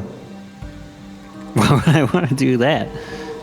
In fact, you should probably check your bag to make sure your paper bird's still in there. And you didn't take it. No, I didn't have him take it. But I was just gonna say that would suck so hard if that's one of the things he tossed out. Yeah. Like he just tossed out some worthless shit, and then he finds a paper frame, but he has no idea what it does. Yeah, he does, and it shows up in the middle of this next session, being like, "Tzar, you asshole, I'm finding you." I have a feeling it's not the last time we'll be seeing Goblum. I feel like the entire fate of Waterdeep rests in the fate of Golbum. I feel like this was a small pivotal moment in the larger scope of things, and I did like how you're asking more than just you're asking them questions when you're down there about what's going on, what is this place, kind of thing. It was good. Yeah. And I like how you didn't immediately just grab the shinies, because that would have immediately triggered the xorn to come up and you would have had to make a dex saving throw not to get eaten. So you would have had a chance, because it took a round either way with the rumbling. I don't know if you noticed, I gave it a round before it appeared. So yeah. But that would have immediately triggered it. And also you lucked out because you rolled 5 d6s and none of them were 1s, so that was me rolling to see if it appeared. Oh, really? Okay, because I was like, yeah, just so you know, this does not feel good. Every time you told me to roll a d6. Every now and then, I don't know if it helps or hurts sometimes to pull back the curtains on what I do from the DM side, but it's if you take too long to decide what to do, it's you're standing in a hostile area, and it's it's up to fate how long it takes for these things to show up. So the things that started me why I had to roll 2d6 was because Goblum was starting to just bang away and make a lot of noise, so it was more likely for it to be able to locate you guys. So anyways, man, that's where we'll wrap up for tonight. So really appreciate you doing the solo session. I think it was a lot of fun, and I know it was there was just so much going on. I was trying to be very ambitious with it, and there was at times where I was winging a lot of it, but I think it turned out well. Yeah, I'll do a solo session anytime.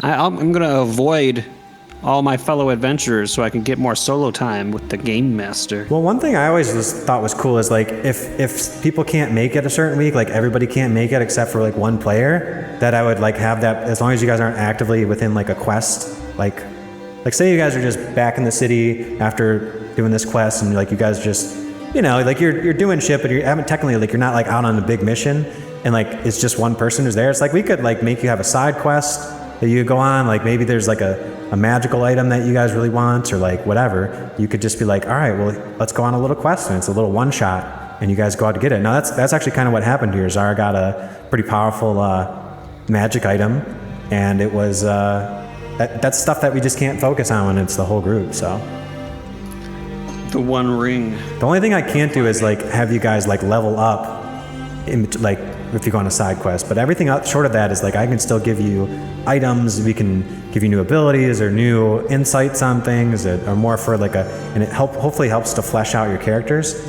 And but you know, we had to tread very carefully in this session, because if you start doing death saving throws, you would have had to pass them to come back into consciousness and like spring back up, and it's like it would have been really bad. But like if you have your allies around you, it's like you can start doing those death saving throws. And one mechanic I really want to use that you can start thinking about is that whenever you get downed, it's like your character is having, like, their life is flashing before their eyes. So every time you make a dex save, which I'll be doing for you guys, I'll be doing the death saving throws for you. You won't know whether or not it's a good roll or a bad roll, and like that's your opportunity as a character to be like, Tzar remembers back to his childhood, or maybe just like he remembers the way that the Xanathar treated him, or like whatever. Or you remember that time with Jinpachi. You remember that time with Jinpachi. Hey, you remember that time with my mother? You ever talk about my mother? You know, you can do flashbacks. Yeah, I can bring it back to my mother. And that's a great way for you guys to like have something to do, so you're not just laying there like a limp noodle when you're bleeding out. And then by the time somebody brings you back, maybe you've muttered a few lines. But I'd really like to do that, because I'd like you guys to be able to start talking about your backstories and stuff like that, and bringing that up. But you know, you don't always get an opportunity to do that, so why not when your life is flashing before your eyes? You know, I love that mechanic. I think I'm gonna take some time independently and like write some little backstories. So every time that might happen, I'll try to like have a random little story that might have nothing to do with anything. Yeah, try to make it like 30 seconds or so, just like a TV spot, you know. Try the 30-second TV spot as you go flashback, and I can help you too with I know the world a little bit better, so I can say like, I'm having a flashback. Oh, what do I see? I'm in a room. There's Jinpachi there, man. Where are we? I'm like, you know, I think we're in the Xanathar's lair. What do I? And I see whatever, you know. And it's like, I'm like, here's what you see. You see this, because I know what the Xanathar's lair looks like, you know. Or like I know what the waiting area looks like, or I know what the bottom of the tower at the well of the yawning portal looks like when you're having to shovel shit at whatever, you know, or clean up some stuff. Yeah. Collaborative storytelling, man. That's what I'm excited about. Me too. All right, dude, I'm gonna stop the stream. That was fantastic. Thanks everybody for joining, especially Spicy Boy. I'm glad that he watched, because I feel like he can handle the metagaming side of things, where it's like he can pretend like he doesn't know what's going on with Tzar. But I know Mako specifically didn't want to watch, because he's like, I don't want to know, man. I don't want to. He's like, whatever happens, what happens. So just everybody, Spicy Boy, pretend like Tzar died, okay? Like you hear it when that thunderclap went off, that immediately alerted the thing, and he got gobbled up before he even made it down here to the lair, Golbum's cave. Yeah, that was great, man. I really enjoyed it. So. Me too. That was a good time. I'm glad we got the internet fucking working for this. I was about to have a heart attack not being able to do this game.